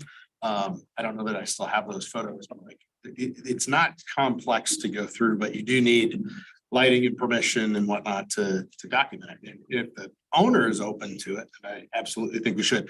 I would say that's probably a separate visit than the entire group's visit. Oh, I agree, but I think we should explore it, because if she's open to donating the cabin to the city, I would hope she would be open to us. And I would love to help with that Yeah. technological perspectives. One more comment? Yeah. Please, I'm sorry, folks, I'm talking a lot. That, their place, I know Ms. Bermel as well, Janine, and lovely folks, and they want to do more for the city anyway. So their place used to be a tree farm of some kind. They used to grow trees there. They have some unique trees that you won't see anywhere else in the area, like a Penny Beach and some other things. And I don't know anything about the history, but if it's tied to that cabin, that might be another argument in favor of the cabin, providing it's in good shape and all those other things. So you might, as you speak to them, you might inquire about that, because if at a minimum, she'll share it with that information with you and we can document it somehow. So Are donations back to the city, say we did take a cabin, are they tax deductible? Like, okay, so there's incentive there for owners to do it in some form. And Robin met with the gentleman that provided the logs this week. I wanted to ensure that we did a good inventory, and if he wants Set a something value, from the yeah. city in terms of an acknowledgement, so he could maybe get some tax credits for it. He wants to be on the parade float. He Yeah. said it over and over again. Tell Teresa, she'll get What on you're it. saying, Rob, goes along with something that I know happened up at Faust Park. They had one barn erected long time ago. And then when the Greek church purchased that property along Route 40 for their family center or whatever that is there, across from the Mormon temple, that had been the Selenrick farm. And they, Aunt Pearl gave the barn to Faust Park. They took it down and it sat for a long time before it was erected at Faust Park. But they also took plantings from around the barn and kept them. And then once the barn was re-erected at Faust Park, they put those plantings back around the barn. And I thought that just gave it a little extra perk.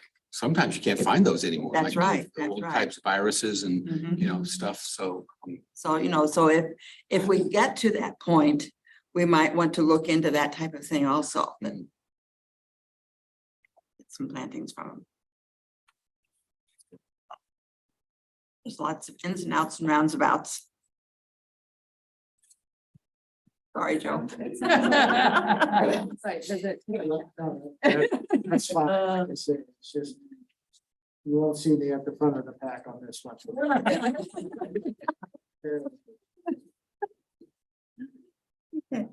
Anything else on this log cabin at this point?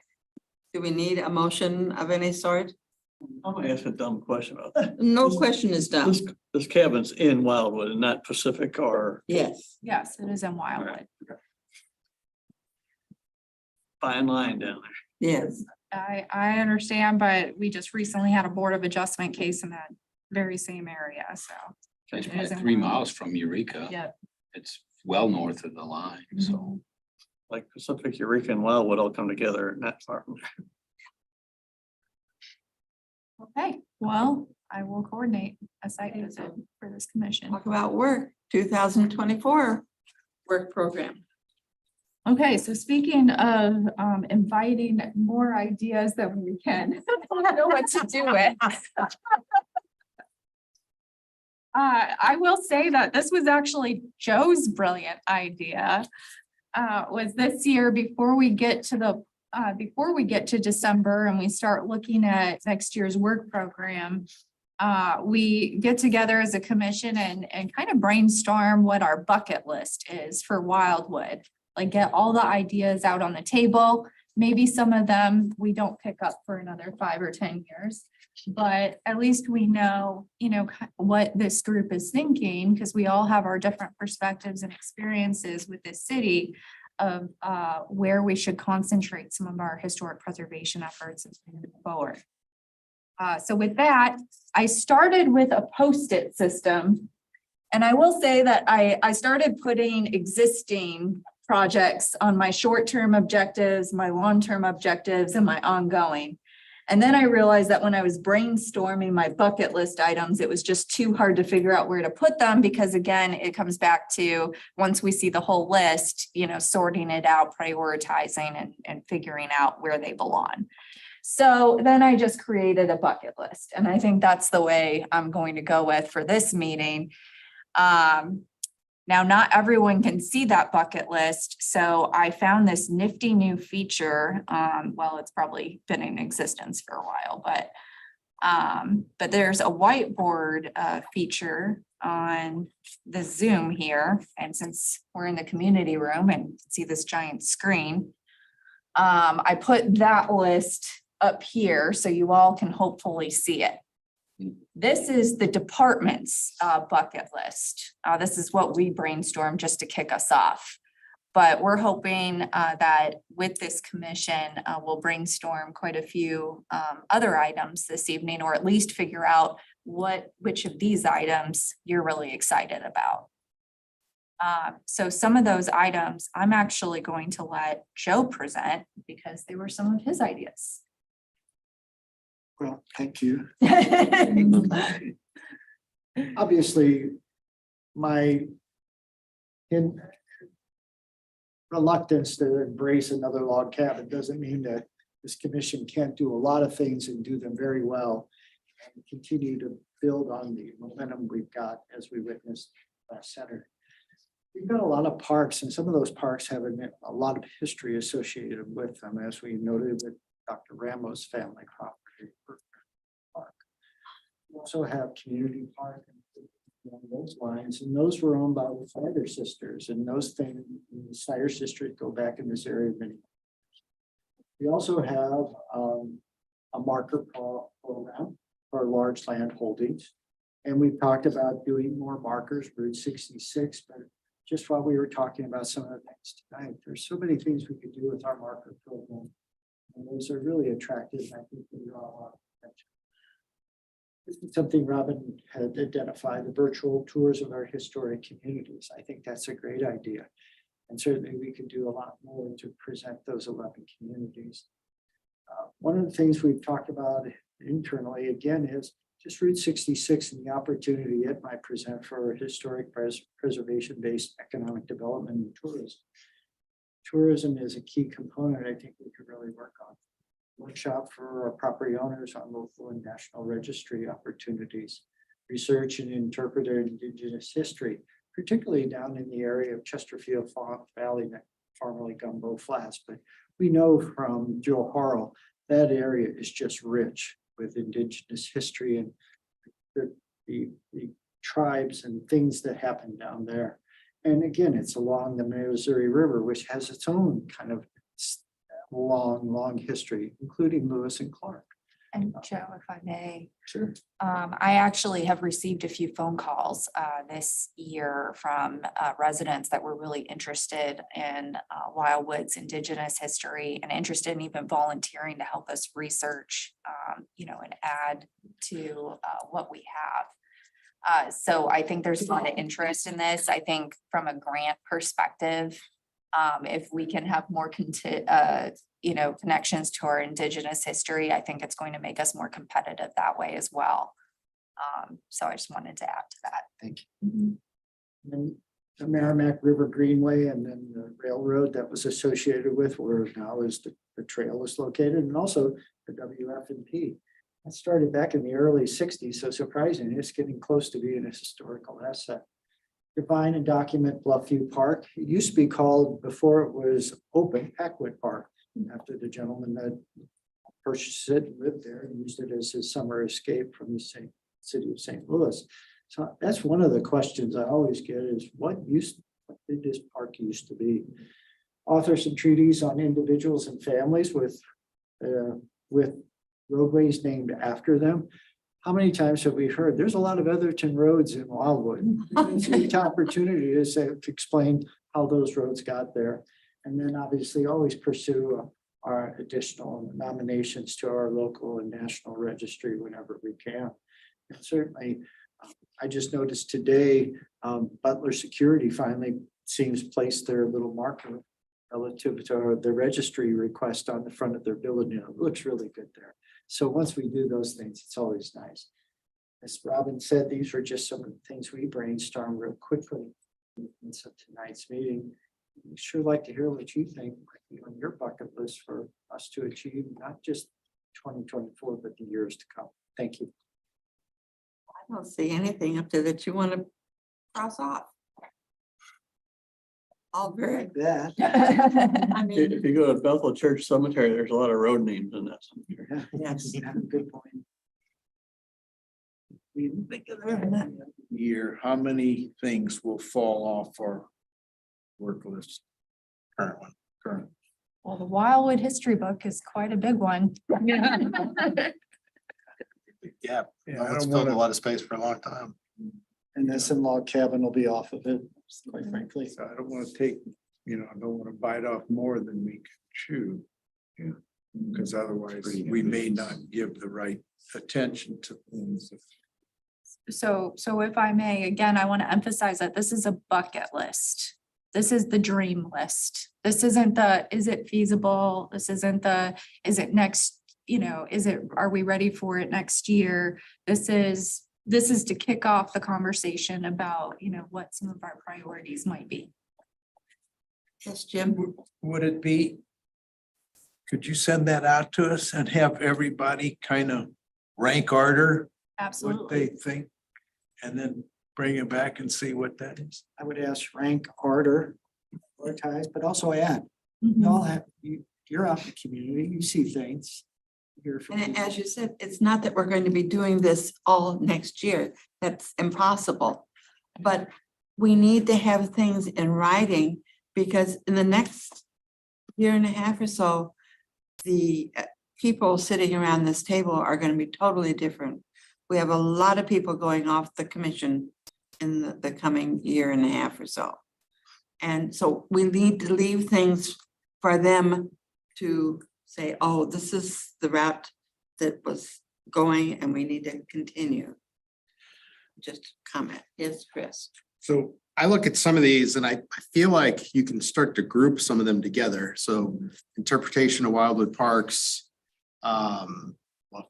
virtual tours of historic communities, the research and maybe that one stays separate, the indigenous history, but historical aspects of the Merrimack River Greenway and Railroad, document the history of Bluffview Park. So those are all things that I think you could create a list, and it could be an ever-growing list of ideas or projects or research work that people can do.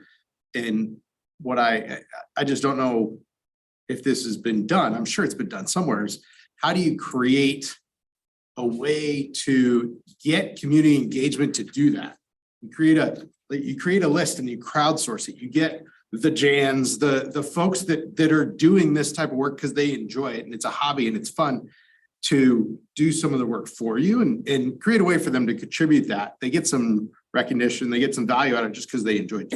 Like, it doesn't necessarily have to become a list that individuals on this team or this commission do or pay for. And they could be, some of them will be, like maybe the indigenous history does become a paid engagement, but it doesn't have to. You just then also have to come up with a mechanism of how are we going to, 1, collect the information, 2, validate the information, and 3, distribute that information. Obviously, I think it goes to the website, but coming up with a way to do it in a simple form is important. So I think you can, like I said, I think you can start to group some of those together. And then it becomes a forever living thing that it just, the list, you add something else to the list and someone pops it off the top and starts working on it. Well, when we were doing the work for the Elijah Madison whole Yeah. situation. We didn't know that Ellen was doing all this work on the colored troops for the area. She came forward when she knew that we were doing it, and we put our things together. And I think that's how we can get other people to do some work for us, is, as you say, they may be doing it because that's their interest right now, but you know, they don't know that we're wanting this information It also to becomes, get them to share. it also becomes a potential way to bring in new blood. Like, I mean, Yes, be honest, this stuff didn't interest me before being part of this commission, but like, if I didn't have two young or middle-aged kids and a bunch of activities going on, I could see doing a lot more of this too, so. I think there's a lot of people I think you can get to get more involved, and we are getting more exposure, et cetera, as a city, and engagement. Well,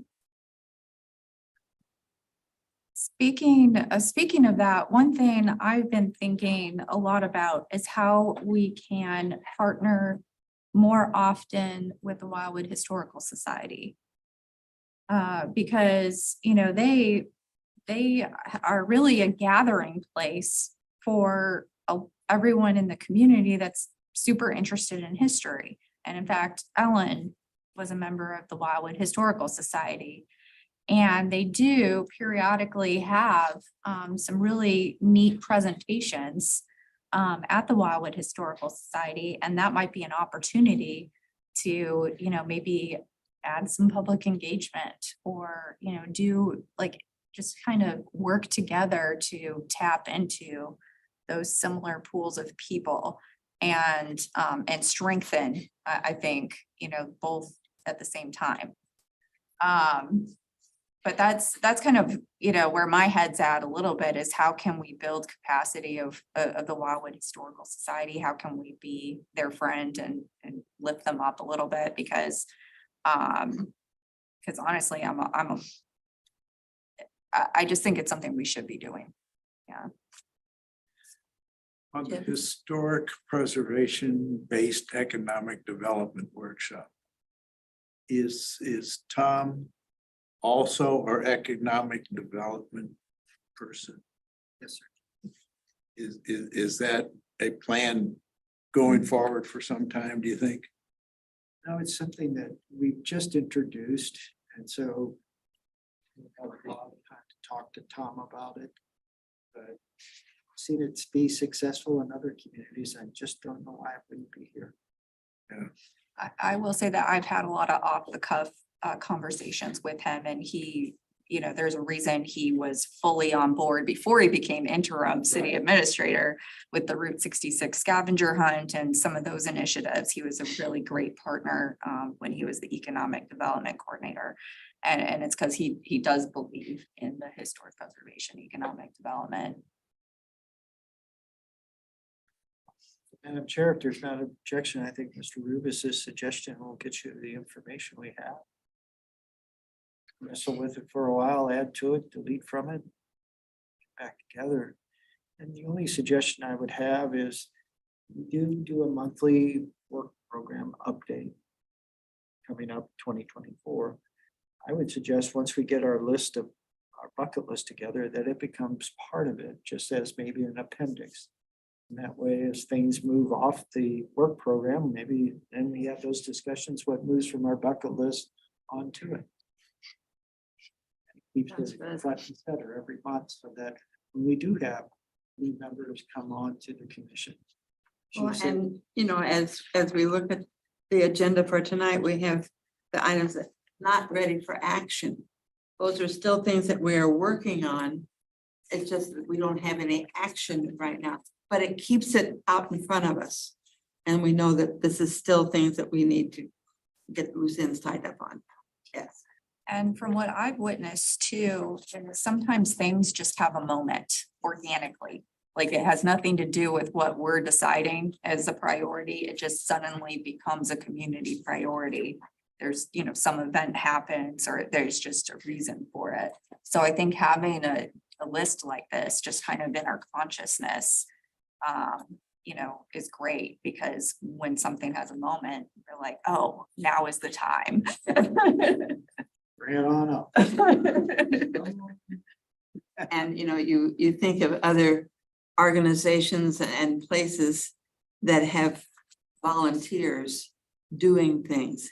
It's amazing when you get into something, the number of people that are doing specific things for a specific place. It's all volunteers, but they've got their agendas. And that's what makes things work. Okay, anything more on the work program? Yes, Rob. Yes, is there a reason why we haven't asked for a representative from the Wildwood Historical Society to participate in some fashion in these meetings? Is that because sometimes their input might be valuable? And what I'm thinking is we just did a sort of a compendium of history that we're trying to extend now with this list of tasks. I think it's a great idea to try to gather it all together. I can't think of anybody that could do it any better than Robin already has with the history book. And so maybe we should think creatively and have a person responsible for helping collect the history here at City Hall, and then do our evangelism to the Historical Society and all the other people and try to collect whatever information they have. And it'd be a lot better and cheaper than paying consultants to do all this kind of work. So I don't have any real solution to that, but I think it's a great idea that's been suggested to try to start collecting all this stuff. And Joe, maybe you're the right person to answer that question about the Historical Society. Have we just never thought about it, or would it be too cumbersome, or is it we need to keep them separate from government or something else? When we have collaborated, it's always been a success. And I don't mean to disparage anyone, but for many years, I think the society saw the commission as competition. Yeah. And leadership seemed to want to keep city components. That's sad. Changed with Lisa Kelp. She, for the most part, brought the two entities together. We met down there a couple of occasions. So from my perspective, it's just a matter, I think, of I think we both can succeed together and succeed much better together. And I agree with Robin. So I think we should make an effort. Maybe that's part of our work program in 2024 is to make sure that bridge has been mended fully. Or build bridges. Yeah. But, reach out to them. What do you have in your files on this, and this before we even start on anything? And one last thing, Mr. Scott, to the defense of this commission, part of the reason we engaged Jill Von Gruben was to help the society. We knew we could channel through her efforts and the society's assisting her, we could channel funds toward them to help them. I think if we just would invite them every month to come to our meeting here, that they're welcome. You are very welcoming to people who aren't on your commission. But just to have them here as visitors, and I think they might say, oh, you're doing this? Well, yeah, this is something we're doing. We can work together. We can support you, or maybe you can give us a little help in getting something we're doing out to the community. So I think if we just let them know that they're more than welcome to be here, rather than a specific project like Jill coming up and talking about her book or something like that. Just to say, hey, we'd like to see you around. All the information that we gather, it would be of use for them too. I mean, they would get something.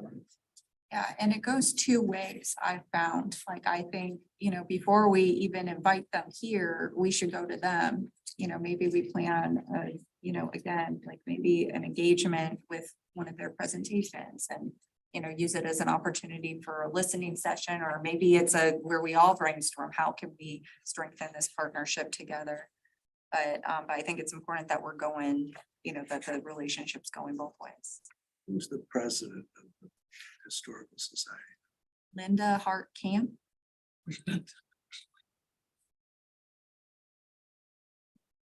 Hope there's no objection, no. Let them know about very the good. October meeting. Tell them they have to dress up. Yes, they do.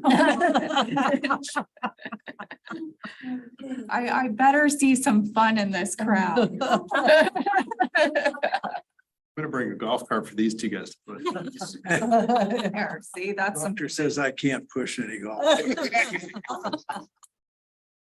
Okay, so she'll move on to the review of the proposed zoning for the 16962 Manchester Road. Yes, Madam Chair, if I may, I'm going to first go ahead and promote our applicants. Long meeting for them to sit around and wait for. Well, they had family pictures actually at the front of the meeting. Otherwise, I might have suggested moving them up. Okay, so I'm going to go ahead and share my screen, and Jacob, I am going to give an initial introduction and then we'll turn it over to you, okay? Sounds good.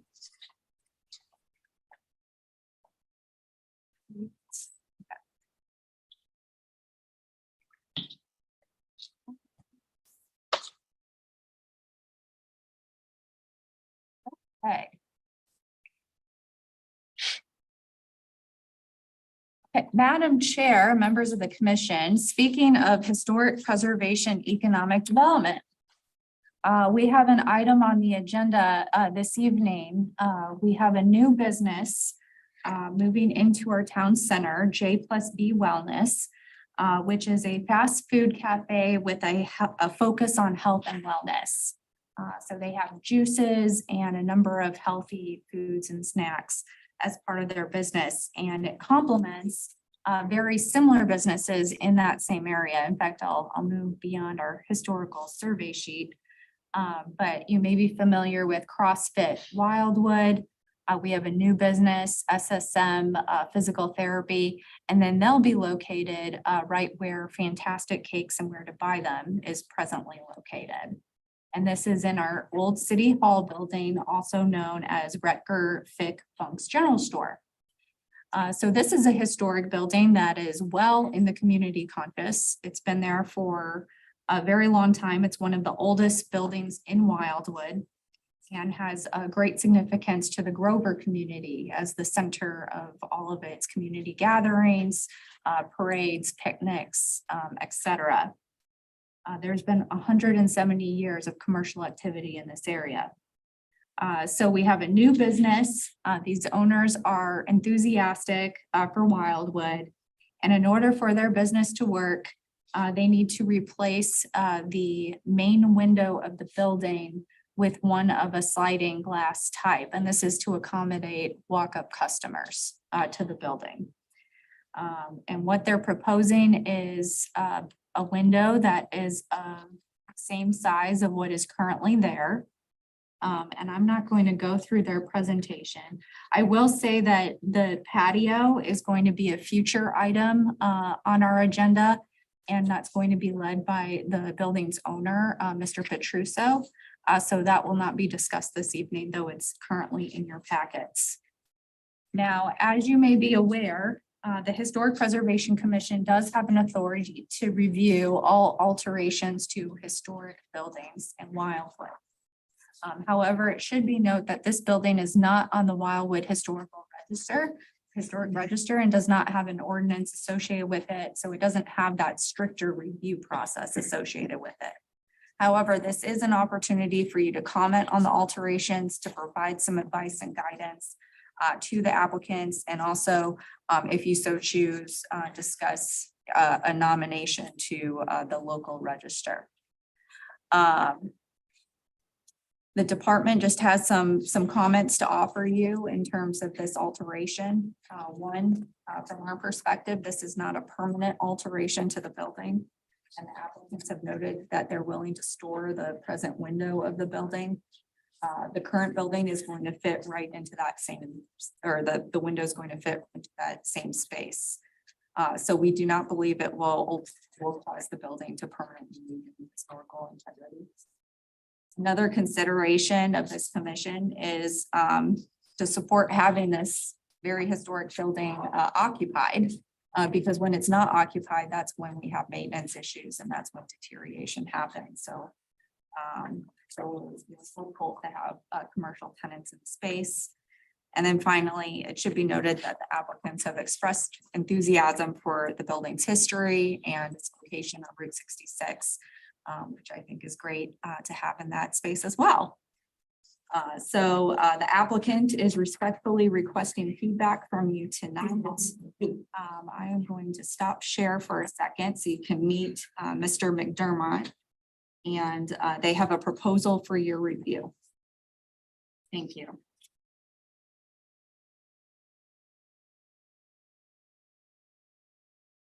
Mr. McDermott, I do have the proposal if you need me to share my screen. Otherwise, you might have it on your end. Yes, so do you just want me to kind of walk through it a little bit, or? Yes, why don't you walk them through your plans? Okay, so I guess broad overview. So my name is Jacob McDermott. Me and my wife, Brittany, started and formed J&B Wellness Company a little about December of 2021. So we've kind of been living a super healthy lifestyle the last, 7 years, super active. We joined the CrossFit Wildwood community about 4 or 5 months ago. I've, gotten pretty close with Mike and Ava Petruso. And so we started kind of a health and wellness cafe so we came up with the idea December 2021, like I said, and then February of 2022, we started subleasing space from a bakery we live out in St. Charles. Started with 1 day a week selling smoothie bowls. And then, we were open every Saturday. We were selling out over 100 smoothie bowls every week. And we got to the point towards the end of our lease looking at, what do we want to do? Do we want to keep doing this or, expand into, something bigger? And so my wife ended up quitting her job of 8 years as an elementary school teacher to kind of start our first brick and mortar cafe, which is now in Cottleville, Missouri. And so this would be our second location. I quit my job earlier this year in finance to go full on with our wellness company as we, have plans to continue growing. And so the main focus of what we do is bringing, healthy food options and choices to our communities that we're in.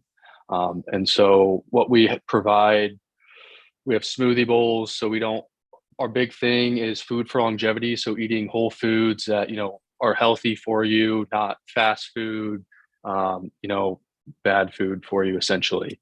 So we have smoothie bowls, smoothies, fresh pressed juices, coffee, matcha, waffles, bagels, and like homemade longevity treats with minimally processed ingredients.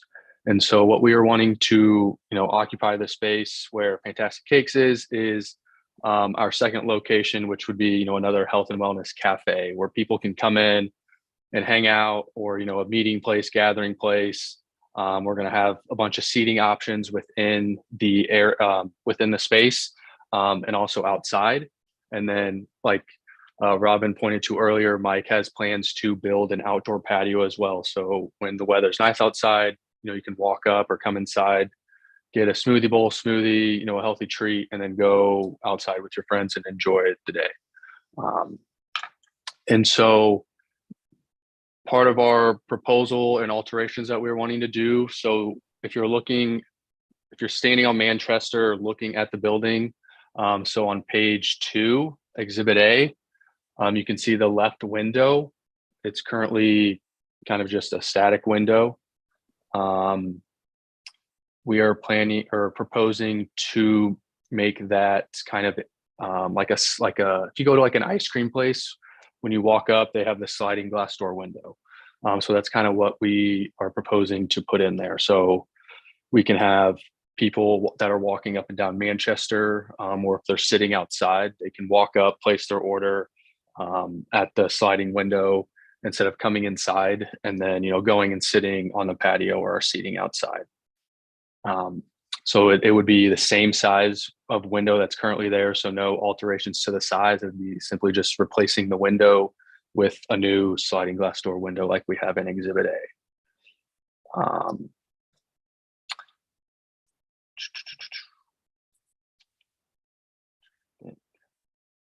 And then, like Robin had pointed out, we would preserve the window, keep that for future use if we see something that comes along. But we have a lot of storage space in the building that we would keep the window as well.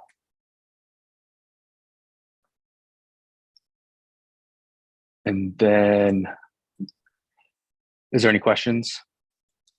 Yeah, so do you intend to put a shelf or a counter of any sort on the inside or outside of that window? So trying to think, on the inside, we'd probably have, I can't remember what's there currently. I don't think there's anything there besides a table. So we probably would just have a table for like our register. And then possibly putting a little ledge on the outside if possible. I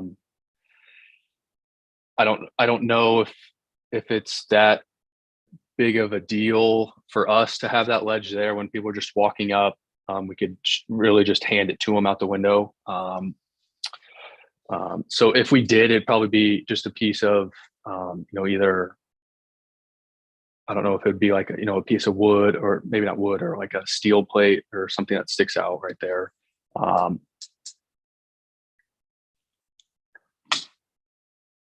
But on the inside, we'd probably just we probably wouldn't put anything on the inside. We'd probably just have a table sitting there. Okay, thank you. Question on this new window you're putting in.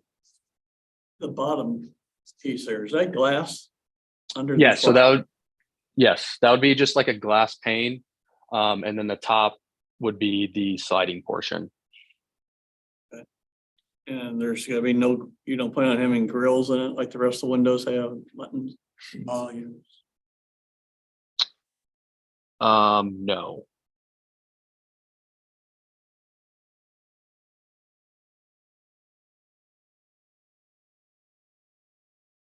I would kind of maybe look at doing that, so I was gonna suggest that as well. I was gonna suggest putting volumes in there. That would keep. Yeah, it's 20 lights. It's a 20 light window that's there, and it probably balances out with another one, and the ones above it, and every other window has muntins in it, and this one doesn't.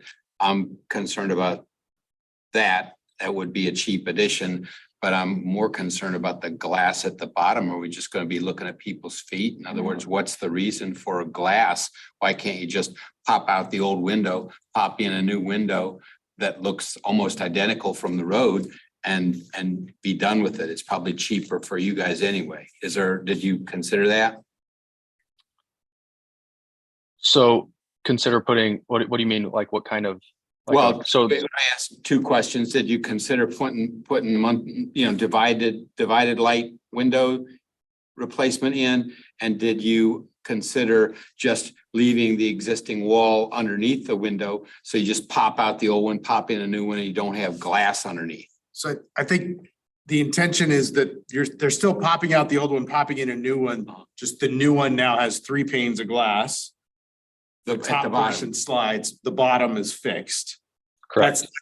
So that's not a new gap. It's just filling that They're not that altering space. the.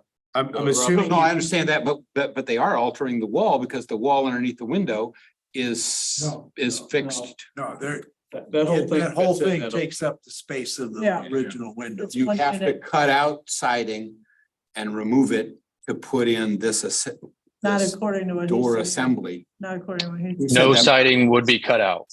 So it's not, it's the full mock-up replacement. for exhibit A here is not square, Mhm. but your intention is to put a square window in place of the existing square window. No removal below. Right. So Oh, okay, so it's just gonna slip in where the window is. Yeah. yes, And it's it's gonna not, be a- Yes. 2 feet above. it's only it's a service window. I see. You walk up and get a drink as opposed to an entry. So how does that bottom panel open? It doesn't, It it's does. fixed glass. Oh, he's just, It's a It's just an fixed. exhibit. 60 by 48 window. Yeah. yeah, that's what I read, 60 but I by was confused by 48 what he said, because he said the bottom panel is gonna be glass, is what I It is. thought I It heard. is. It's gonna be glass. It's just fixed glass. And it's gonna be glass, just like that window is there. He's not gonna change the amount of glass. So the bottom 4 lights there in the window, it's gonna be 16 squares, and then the bottom 4 squares are gonna be that fixed pane. Yeah. Yes. I see. Okay, I'm sorry.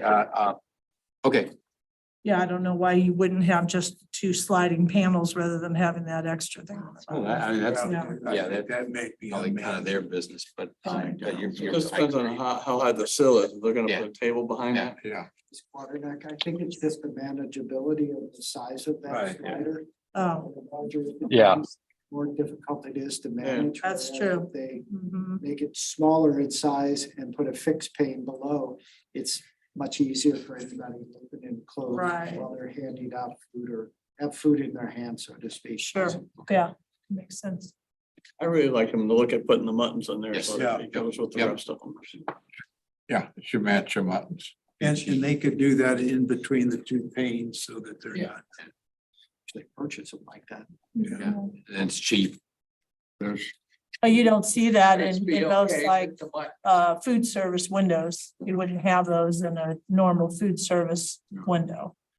You know, in any other restaurant you go to where you drive up, And They most of, wouldn't have most those most of them are dividers. built, yeah, fitting into a right. historic This will building. be a unique window.